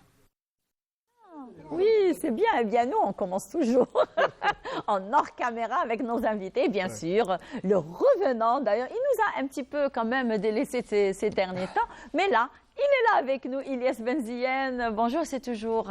Je suis très contente de partager le plateau avec toi. Toujours un plaisir, toujours un plaisir. Bon, je le tutoie parce qu'on est des amis, on est des collègues. De toute façon, en hors caméra, on se dit tu, etc. Des fois même, on se chamaille un petit peu, mais dans le sujet des sujets, justement, dans le cadre du travail, voilà. Voilà. Ça va? Ça va très bien. Tu vas bien? Très bien. On t'a pas un petit peu manqué, non? Si, mais c'était pas par gaieté de cœur. Exactement. Je le sais, moi. Voilà. Je sais pourquoi, d'ailleurs. Très bien, donc tu nous présentes nos invités ou alors je le fais moi? C'est comme tu veux. Hein. Alors, bien sûr. Aujourd'hui, tu es libre. Hein. Tu as carte blanche. Merci beaucoup. Et j'ai aussi l'immense plaisir et l'immense honneur de me retrouver aujourd'hui avec le directeur du laboratoire de recherche sur les films révolutionnaires du cinéma algérien. Oui. C'est ça, donc c'est monsieur Issa Rasselma. Voilà, exactement. Et aussi Madame Lila Adris, qui est membre aussi de ce laboratoire. Eh ben, on est gâtés aujourd'hui. Oui, hein, on est gâtés, par ces deux personnes quand même. D'ailleurs, on entendait juste les noms. Et là, hier, d'ailleurs, quand notre rédacteur en chef et Ilyes m'ont dit, il y a Monsieur Issa Rasselma, je leur ai dit non, Monsieur Rasselma va être avec nous. Ça, c'est très, c'est un honneur pour nous. C'est un honneur. Merci. C'est un honneur pour nous aussi. C'est aussi un honneur pour moi, surtout que je ne connaissais pas ce laboratoire. Et moi qui est très passionné de cinéma, justement. Donc j'aimerais savoir justement un peu, je voudrais savoir un peu plus sur ce laboratoire, depuis quand il a été créé, qu'est-ce qu'il fait, où il se situe, etc. Oui. بارك الله فيكم. نشكركم على هذه الدعوة الكريمة، ونحن سعداء جدا بتواجدنا في هذا البلاطو مع السيدة المحترمة والسي إلياس البشوش ومع السيدة الأستاذة دريس ليلى عضو بالمخبر فهرس الأفلام الثورية في السينما الجزائرية. هذا المخبر تأسس في سنة 2012 بموجب القرار 147/12/2012 بجامعة وهران، وهو موطن بجامعة وهران أوروآ Université Ahmed Ben Bella. L'intitulé de laboratoire, c'est Répertoire et archivage des films révolutionnaires dans le cinéma algérien. أرشفت وفهرس السينما الثورية أو فهرس الأفلام الثورية في السينما الجزائرية. وفيه 4 فرق تاع البحث. الأستاذة إدريس هي واحدة من رؤساء الفرق، والبروفيسور جدي قدور هو أستاذ بجامعة مسيلة في قسم الإعلام والاتصال، كذلك هو رئيس الفرقة البحث رقم 1. والأستاذة قداسي خيرة تشتغل معنا في قسم الفنون بجامعة وهران 1 قسم الفنون، وهي كذلك ناشطة يعني تعرف عملها جيدا مع الطلبة الذين يشتغلون معها في الفرقة. المخبر كذلك يشتغل مع طلبة الدكتوراه، يؤطر يعني للتاز دكتوراه تاع للتاز يعني ام 2 تاع لي ماستر، لي ليسونس كذلك عندنا ليسونس دراسات سينمائية كذلك مسجلون وينتمون إلى المخبر، ومن وهران وخارج وهران من كل جامعات الجزائر التي تتضمن أقسام للفنون أو دراسات سينمائية بصفة عامة. Donc ce laboratoire c'est national, c'est ça? C'est national. Oui, oui, oui.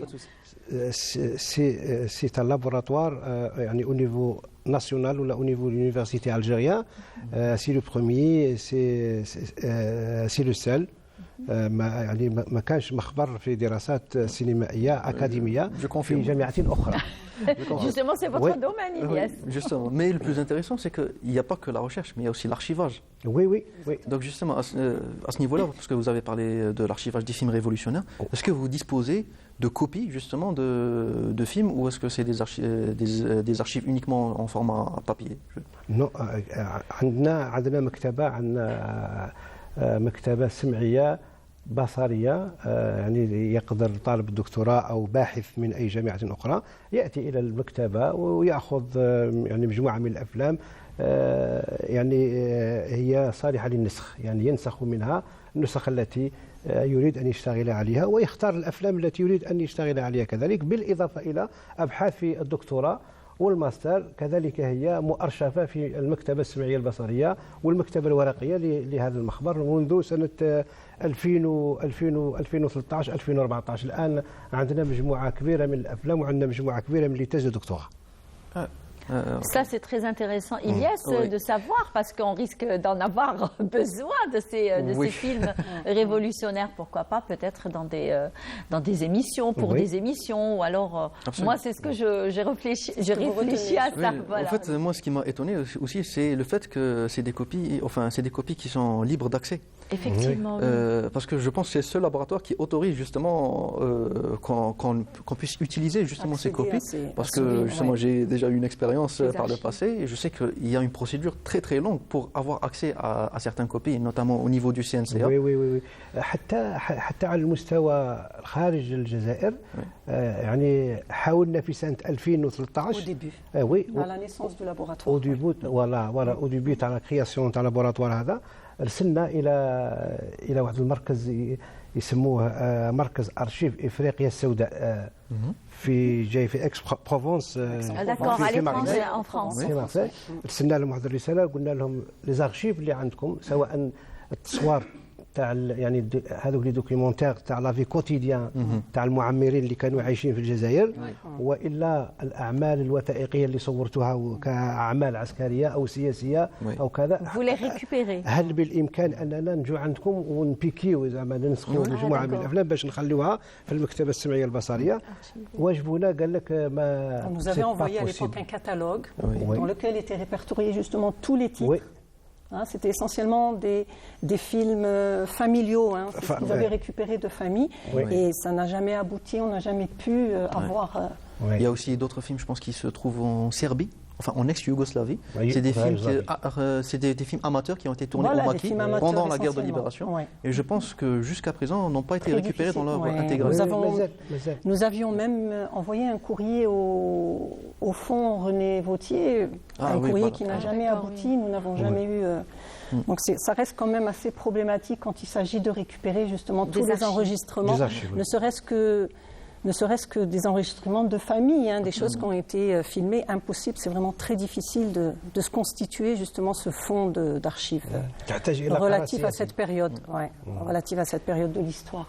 Donc, en tout cas, c'est une très belle transition pour passer justement au colloque. Au colloque international que vous avez organisé donc, tout récemment. Écoutez, je tiens à vous remercier avant toute chose pour l'invitation, parce que c'est une occasion pour nous, une occasion en rêve, en or justement, de faire découvrir notre laboratoire. Effectivement. Et ce premier colloque que nous avons organisé les 13 et 14 décembre dernier, sur la thématique du cinéma et de la citoyenneté. Oui. Donc l'objectif de ce colloque était de faire réfléchir sur la façon dont le cinéma contribuait justement à l'expression, à la formation, mais aussi à la préservation de cette citoyenneté, Oui. qu'il s'agisse d'une citoyenneté civique ou même d'une citoyenneté linguistique. Absolument. D'accord.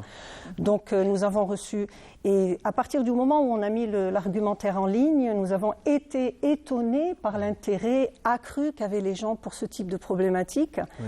en ce sens que nous avons reçu pas moins de 130 demandes de participation au colloque. Oui. Et malheureusement, vu le temps qui nous était imparti, nous avons été obligés d'en éliminer pas mal et de ne retenir que 40 interventions. Bien entendu. Donc, nous avons organisé en 2 journées de colloque à travers 8 ateliers, à raison de 2 ateliers par matinée et 2 ateliers par après-midi. Certaines interventions se sont faites en présentiel, d'autres se sont faites via Zoom. Les participants venaient de pays européens, mais aussi de pays arabes. Par exemple, l'Égypte, l'Irak et le Bahreïn étaient présents à ce colloque-là. La Tunisie. Et la Tunisie aussi, ils ont participé donc à cette réflexion. Et pour questionner ces thèmes ou pour questionner exactement ce thème de la citoyenneté, les corpus filmiques ont été très riches. Oui. C'est-à-dire que les intervenants se sont intéressés aussi bien au cinéma arabe qu'au cinéma algérien, qu'au cinéma américain. Oui. Nous avons eu une intervention très intéressante sur le cinéma canadien. Oui, qui est en train de prendre une... Voilà, canadien. Exactement. Voilà, donc toutes les problématiques, tous les débats ont convergé vers un constat commun qui est que le cinéma contribue justement à la formation, à l'éducation du citoyen, lui permet en fait de connaître sa place, de la définir au sein des sociétés par rapport à ses droits, à ses devoirs. Donc c'était quand même... le cinéma promeut, il y a une notion de promotion. Oui. Les mots de promotion, de didactique, de pédagogie sont énormément revenus dans ce... promotion aussi de l'identité. De l'identité dans nos débats. Et voilà, donc on a embouqué, je vous ai dit, un corpus filmique très large. Donc, d'où la richesse justement des débats qui ont suivi les différentes interventions. D'ailleurs, je pense que le colloque a été divisé en plusieurs axes, je pense. En 3 axes normalement. Le cinéma et l'idéologie, le cinéma et la citoyenneté, le cinéma et l'environnement, le cinéma et la vie quotidienne des gens ou bien des pays. يعني كانت مواضيع مختلفة جدا.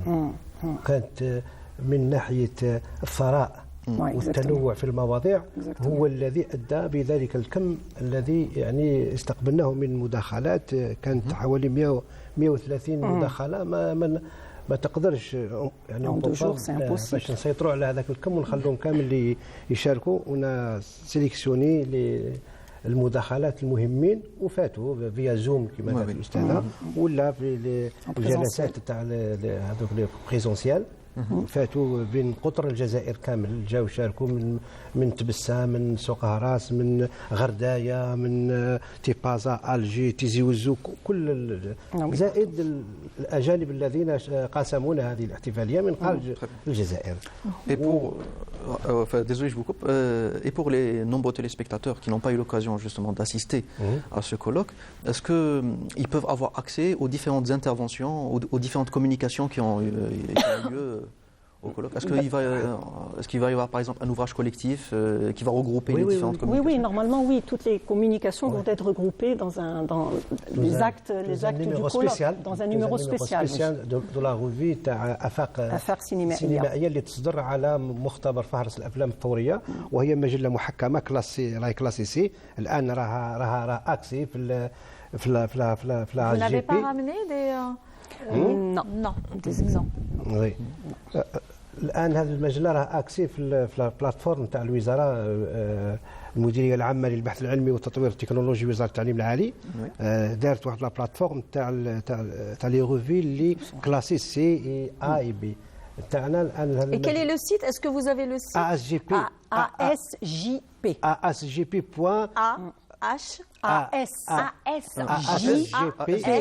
ASJP. J comme jeudi. Comme jeudi, et P comme papa. Et P comme papa. Très bien. Voilà.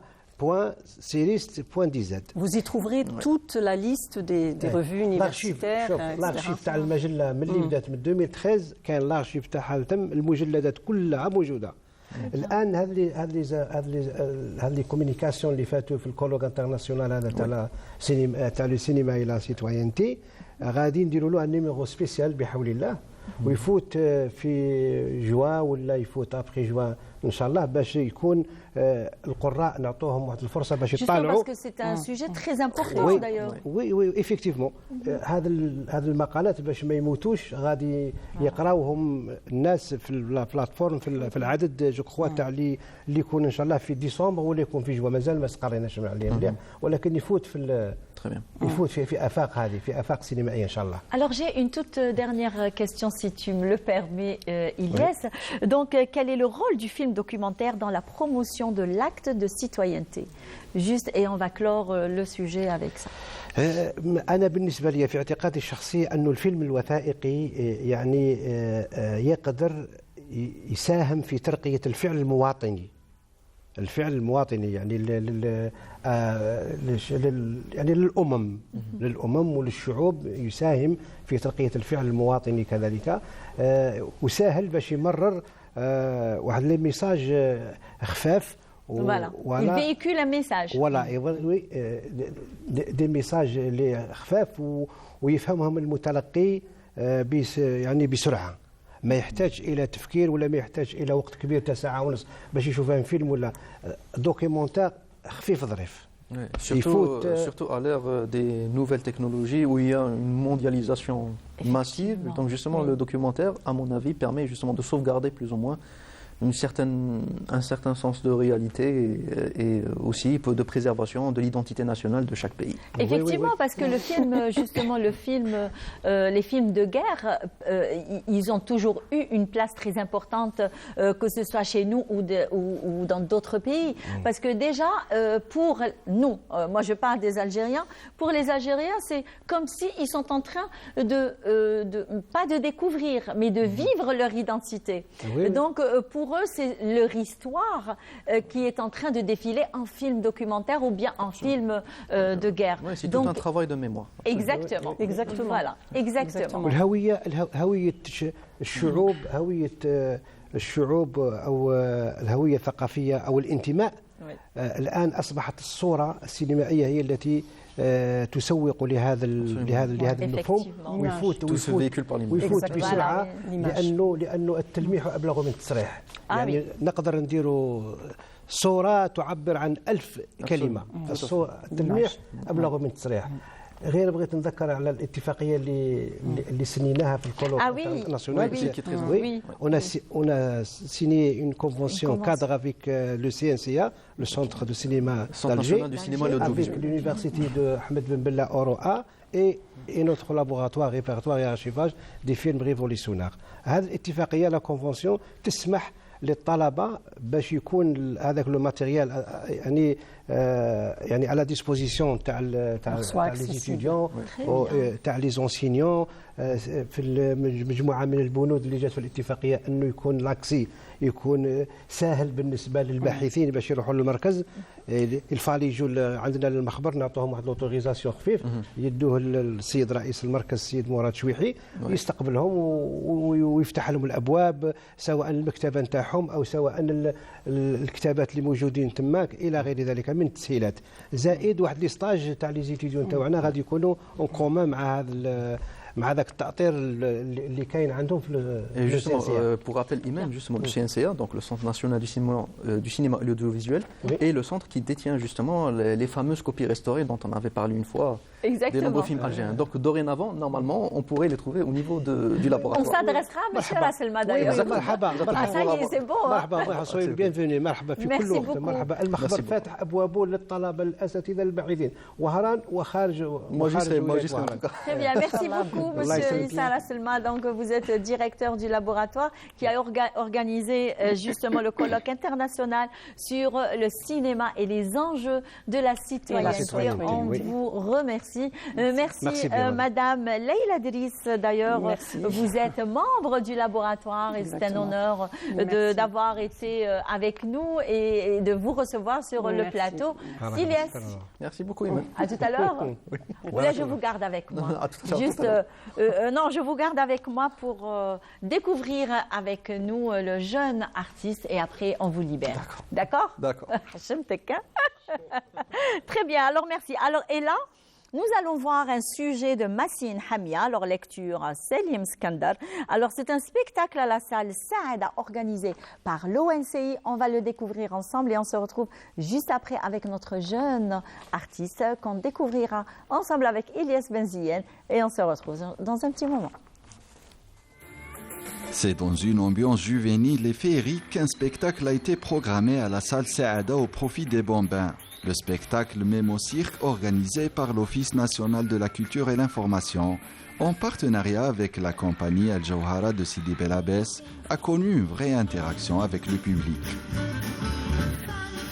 يضم هذا العرض مجموعة من الفقرات التي تقدم فيها الحركات والألعاب المثيرة بهدف إمتاع الطفل. احنا رانا قادين هذا العرض انا مقدمينه للاطفال البراعم الاطفال وان شاء الله يا ربي يعجبهم هذا العرض. اعطيناهم بزاف صوالح اعطيناهم بلي زاكروباتي بهاد الصوالح شغل ولو شغل جامي ما شافوا هاد العفسه هنا في الجيري شغل اللي يشوفوها غير في لي تيلي وهاد الصوالح. La star de cet événement est la poupée Khouri du ventriloque Massinissa et qui a séduit le jeune public dont les émotions exprimées disaient combien le spectacle était magnifique.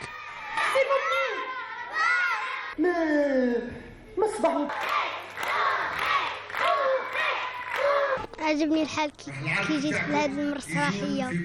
جيت مع ماما باش نشوف هذا السا خاطر جاية نشوفه مع ميمو. عجبني وشاهدنا مع الأطفال. عجبني العرض بزاف وفرحت مع ميمو وخوخي. أيوة وخاطر جاية نعاودو نشوف. داتني ماما لخاطر قريت مليح وعجبوني الحركات تاعهم. جيت فرحان انا وماما ما نشوف ميمو. راني فرحانه باسكو الاطفال راهم هنا وكاع راهم فرحانين وكاع. اليوم قدمنا عرض مسرحي لميمو سيرك. كان عرض رائع تفاعل معه الجمهور. Le spectacle Mémo Cirque de la compagnie théâtrale de Sidi Bel Abbès entamera après cela une tournée nationale au grand bonheur des enfants. Au grand bonheur des enfants et des grands-enfants comme nous, hein, Ilyes. Très bien.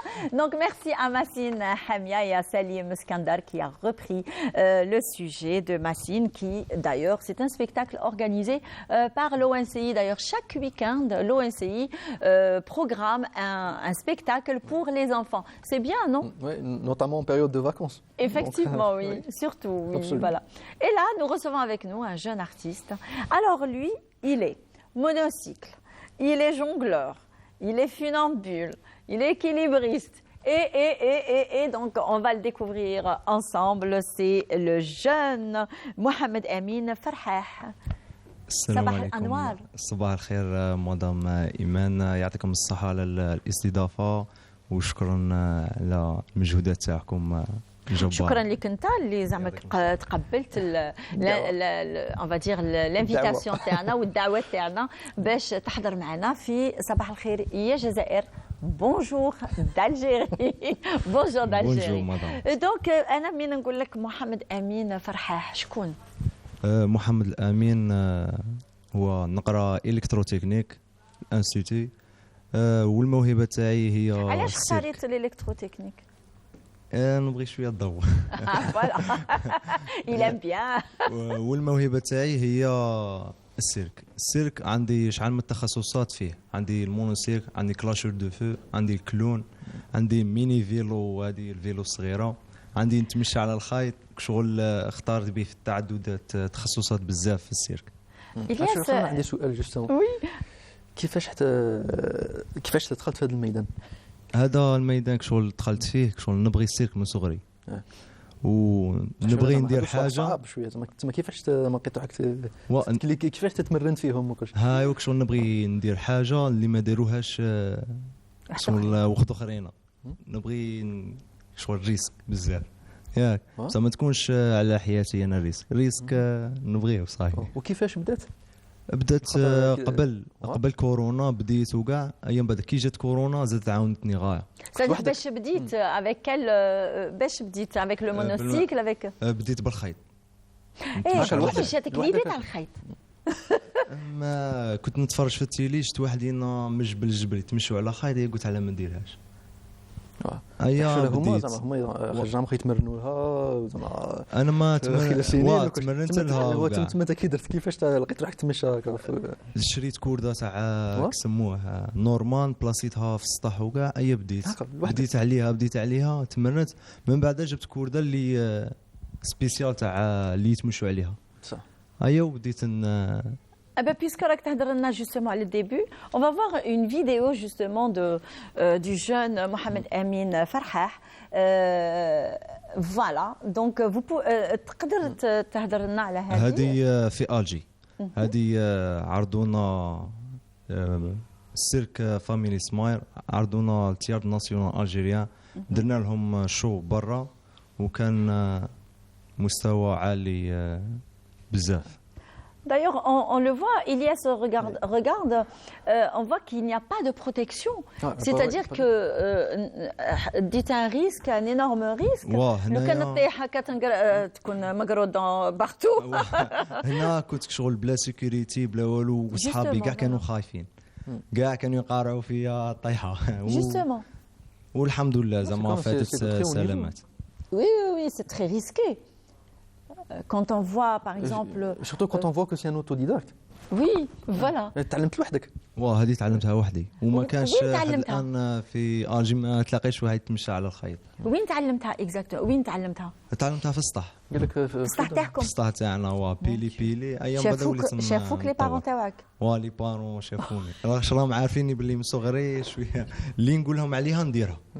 اي حاجه نقول لهم عليها نديرها يعرفوني باللي هذيك الحاجه عندك شغل موهبه فيها. خلوني ندير بعد ما كفاتكش زدت زدت بديت نطور شغل بديت ندير النار بديت نجيب ماتيريال سوفلور دو فو كيفاش دير النار لي كلاشور دو فو هي من الاحسن حتى واحد ما يجربها شغل هي اللي تتعلم تتعلمها. Oui, il faut faire attention les enfants, c'est interdit تتعلمها. Voilà, on est en train de voir justement voilà. هذا تتعلمها بالماء. الحاجه الاولى كيفاش تيري وكاع من بعد تروح دير لي برودوي في فمك وكاع تولي تطلق النار. Et justement, est-ce que vous avez des exemples, enfin des gens de cette profession qui vous ont influencé? زعما بني ادم زعما اللي يخلي عطاوك الالهام. كاين الهام زعما كيفاش حتى زعما وبديت زعما تتبع كاين صحابي كاين اي حاجه اللي نقولها لهم يقولوا لي ديرها ياك شغل يعرفوني باللي نديرها من دار يجيبوا لي هكا لي فيديو حاجه جديده ولا يقولوا لي هذه تسيها ونقول لهم سيها هي كيما المونوسايكل وكاع كيما ميني فيلو هذه صغيره ما كايناش كاع. Oui, هذه alors هذه même pas un enfant d'ailleurs il ne peut pas conduire. هذه يركب لها الكلون يركب لها الكلون ويدخل قدام لي زونفون كنت نديرها في المدارس. شو كي تدخل الانفون يضحك راك فاهم الكلون على اساس بسلات صغيره انفون يضحك. Eh ben du moment que تهضر لنا على المونوسيكل تهضر لنا على لا ميني بيسيكليت donc نخلوك دير لنا un petit spectacle d'ailleurs où on vous dit au revoir parce qu'on a un autre plateau qui vient après d'autres artistes qui vont partager avec nous le plateau et je dis même au revoir à Ilyes qui est vraiment submergé de travail et il aimerait bien qu'on le libère. Exactement. Merci en tout cas Iman, c'était un plaisir. Eh ben, le plaisir est partagé. Donc on va voir avec le jeune Mohamed Amin Farhah en train de faire le numéro du monocycle.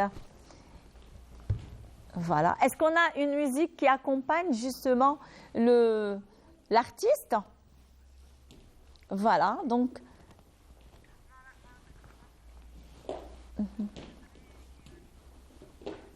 Voilà.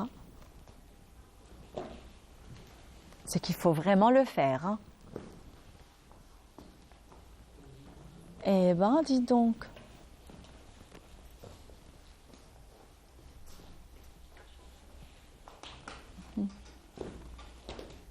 Bravo, bravo. Oui, c'est pas du tout évident. Déjà, c'est pas évident de conduire une bicyclette. Hein.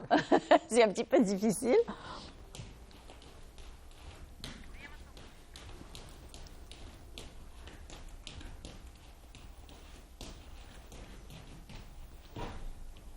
Eh bien, on y va vers une très belle chanson interprétée par une très belle voix de Tlemcen. C'est Myriam Ben Allel.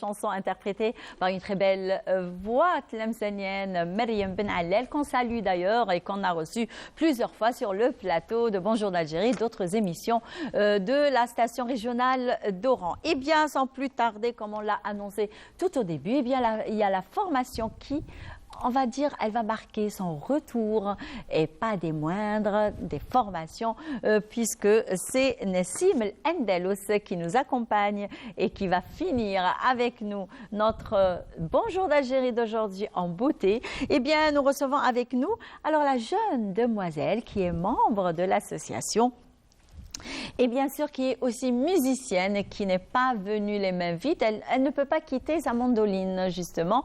Alors, c'est la jeune demoiselle Kautar Souyah. Bonjour. Bonjour. Ça va? Ça va et vous? Avec un très joli sourire d'ailleurs. Merci.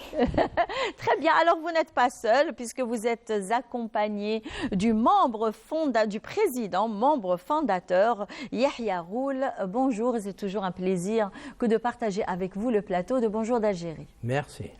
D'accord. Alors, vous n'êtes pas seul. Aussi, on a un invité et pas des moindres, puisque lui, il assure la formation au sein de l'association Nessim El-Andalous. C'est Monsieur Anwar Benabadji. Bonjour. Bonjour. Ça va? Oui, très bien, merci. Vous allez bien? Très bien, merci. Alors, Nessim El-Andalous qui marque son retour par un spectacle programmé demain au TRO. Monsieur Yahya Roul. Bonjour. Quelques mots sur Nessim El-Andalous. Nessim El-Andalous, c'est une association qui est arrivée à l'âge de 55 ans. depuis sa création en 1968, était créé par quelques étudiants du lycée Lotfi, dont je faisais partie. J'ai été président chef d'orchestre à l'âge de 17 ans déjà. Et l'association a progressé, recruté des élèves au long du parcours, participé à plusieurs festivals de la jeunesse, toujours ayant décroché les premiers prix, puis le festival national, puis les différentes manifestations locales et internationales.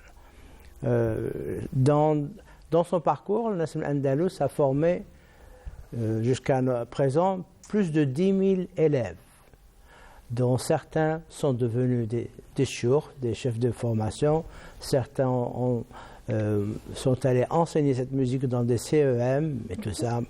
Et le travail se poursuit avec nos élèves. Et Anwar, qui est à côté de moi, Anwar lui-même était un élève, un jeune élève qui était venu.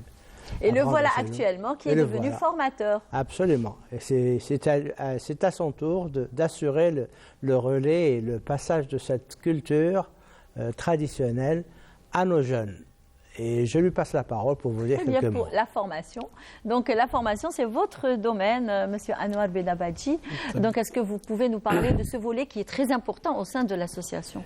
Au sein de l'association, c'est pas moindre, c'est pour l'association, surtout pour la préservation de ce patrimoine national qui est la musique, c'est la musique algérienne avant tout, dite andalouse, qu'elle a été. C'est notre identité. Surtout à la période post-coloniale, c'est tous les pouvoirs publics et toute l'Algérie nouvelle de l'époque. Ils ont tout misé pour la sauvegarde de ce patrimoine. Il y a eu plusieurs colloques, il y a des festivals internationaux qui sont effectifs tout de suite après. Et de là, il y avait l'émergence des associations et un mouvement associatif qui était extraordinaire au départ dans les années 60 et 70, parmi elles Nassim Andalous. Et ça ne s'est pas arrêté à ce stade que de créer des associations et avec les chouyours qui étaient toujours vivants à l'époque. Donc Nassim Andalous, tout de suite ils ont pensé, pour sauvegarder ce patrimoine et ce legs historique, il fallait passer impérativement par la formation. Et la formation, il y avait de nouvelles méthodes, il y avait les instituts et conservatoires qui étaient très actifs, et parmi eux, Nassim Andalous, docteur Yalroul et tous les fondateurs, ils ont fait partie du conservatoire d'Oran. Donc, le but de la formation au départ, en 1973, était il y avait une partie académique, pour l'apprentissage de cette musique, parce que c'est une musique qui a été transmise à l'oral depuis toujours. Donc il fallait un référentiel, il fallait une codification pour permettre à expliquer aux générations, toutes générations de l'époque et les générations futures, comment sauvegarder et par tous les moyens scientifiques et didactiques. À l'époque, il y avait tout un travail qui a commencé, qui a émergé. Et sous la houlette de nos aînés, et qui sont toujours membres de cette association, et nous-mêmes, qu'on était élèves, jeunes élèves, comme Kautar. Et de là, le parcours, on a déjà configuré le parcours de chaque classe. Il y avait 5 niveaux, c'est-à-dire il y avait 3 groupes d'initiation. On devait passer par le solfège, la théorie et surtout la chorale. Et de là, de fil en aiguille, d'année en année, on ajustait les niveaux. Pour qu'ils soient matures, pour arriver au grand orchestre, ce qu'on appelle actuellement l'orchestre senior. Donc, durant ce parcours, c'est un parcours qui est un petit peu lent, mais qui est plaisant pour les élèves parce qu'on les suit. L'âge minimal, nous, on demande un âge minimal de 9 ans. Parce que l'apprentissage de cette musique, il se fait en langue française, parce qu'il faut lire la partition, etc. Bien qu'on recommande à nos élèves s'ils peuvent adhérer en même temps pour qu'il y ait une symbiose entre le conservatoire et l'association, bien qu'on dispense à peu près, en termes un petit peu, on ne dit pas des basiques, mais sur les principes de base de la musique, l'apprentissage de la musique, l'apprentissage du solfège, et nous, on s'occupe que de la partie vraiment technique, l'interprétation musicale sur les instruments traditionnels et le vocal. Et de là, donc, arrivé à peu près à 5 ans, 6 ans, on a un musicien qui maîtrise parfaitement pas tout le patrimoine, mais une grande partie, et qu'on les encourage. Et cet encouragement, il aboutit à la fin une satisfaction vraiment très prometteuse. Et là, on se rend compte qu'il est là toujours, ce patrimoine, il est là, cette musique est toujours vivante. Effectivement, et qu'on n'arrête pas d'apprendre. Ouais. Eh bien, puisque vous nous parlez justement des enfants, on va dire, qui suivent la formation et qui maîtrisent au bout de 5-6 ans, on va dire, l'instrument et surtout cette musique qui est très difficile à la base pour l'apprendre, on va dire, et ça prend 5-6 ans, comme vous avez dit. Donc, et là, c'est une très belle perche et une très belle transition pour parler avec Kautar. Alors, Kautar Souyah, vous avez choisi la chanson andalouse. Pourquoi? Parce que j'aime bien, c'est tout. Qu'est-ce que vous aimez dans la musique andalouse? Tout. C'est-à-dire tout, pour vous, quand c'est tout, c'est quoi? Les sonorités, les paroles, les textes? Les sonorités, les paroles, tout. D'accord. Et vous avez décidé comme ça ou alors avec l'accord de vos parents? C'est mon père qui m'a inscrit dans l'école de Nassim Al-Andalousi. À quel âge? À l'âge de 9 ans. À l'âge de 9 ans, oui. C'est bien. C'est bien. Et là, c'est vous qui aviez choisi l'instrument de musique? Oui. D'accord. Pourquoi avoir choisi la mandoline?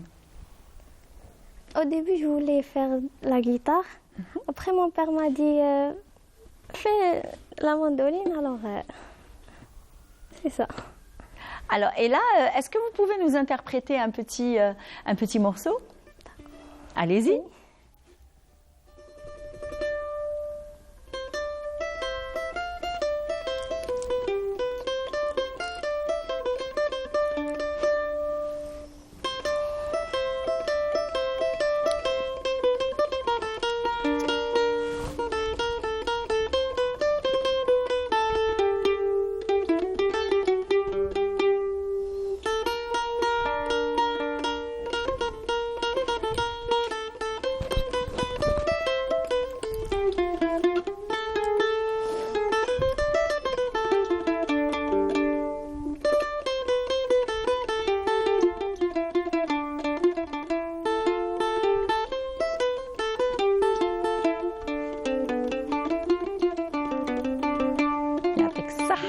Avec ça, bravo, un grand bravo.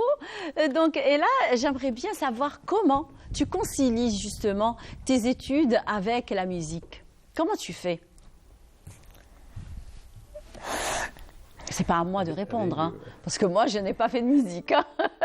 Donc, allez-y, parlez, il n'y a pas de problème. Hein.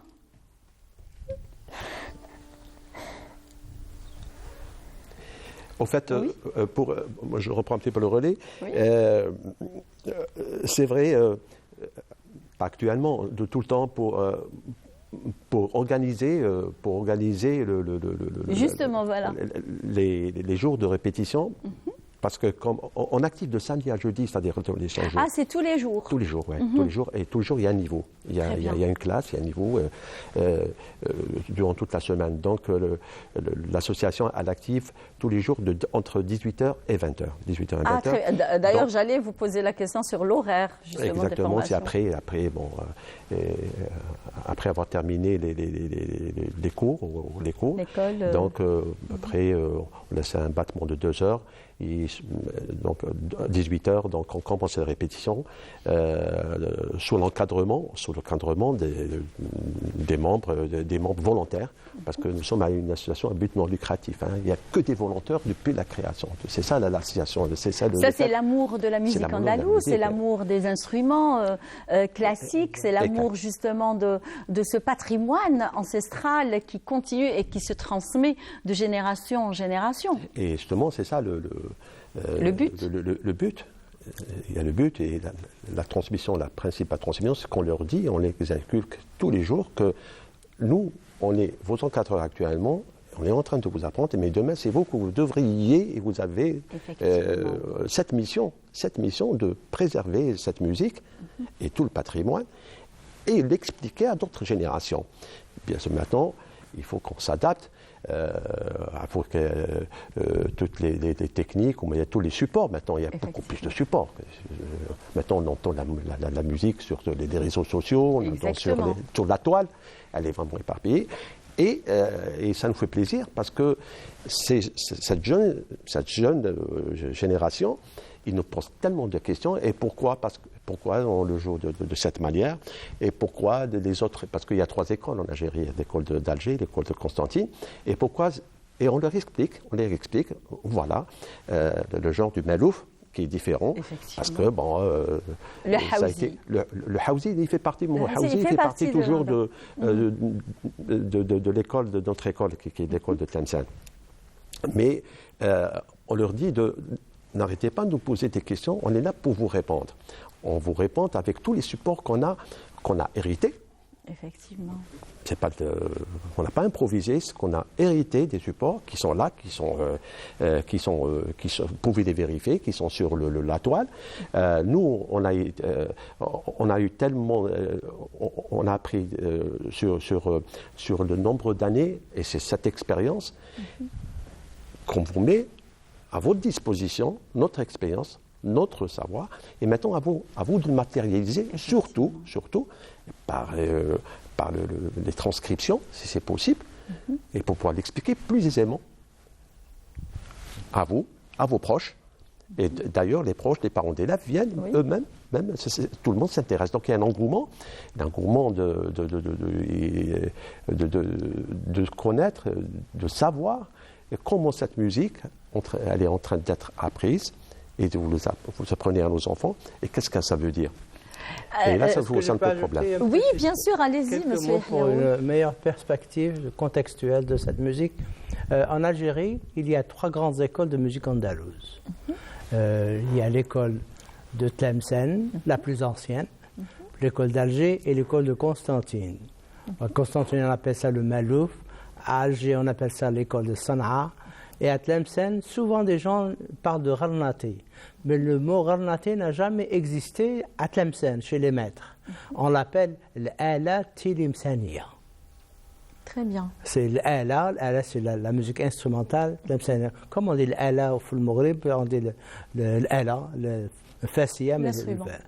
Et bon, comme je l'ai dit, Tlemcen est l'école la plus ancienne. De cette musique classique est dérivée une musique à caractère populaire par des auteurs locaux qu'on appelle Hawzi. À Tlemcen, il est appelé Hawzi. Le même Hawzi est appelé Orobi à Alger. Et il est appelé Zindani et d'autres dénominations à Constantine. Donc c'est ça la différence. Oran fait partie de cette école de Tlemcen. Oran, dans les années 70, a eu la chance d'avoir plus de maîtres tlemceniens que Tlemcen elle-même. Oui, bien sûr, parce que Oran, Tlemcen, c'est juste à côté. Donc, et là, on arrive à la fin de notre direct et la fin de notre Bonjour d'Algérie d'aujourd'hui. On le rappelle, mercredi 21 décembre. Donc, le retour de la formation andalouse, Nassim al-Andalouse. Donc, demain, le spectacle, c'est à partir de quelle heure? De 18h. De 18h, le spectacle qui va être animé par cette formation qui marque ce grand retour au théâtre régional d'Oran à partir de 18h. Donc, soyez nombreux pour marquer ce grand retour. Donc, quant à moi, chers amis téléspectateurs, je vous souhaite de passer une bonne journée, un bon week-end. Je vous donne rendez-vous le mercredi prochain. Au revoir.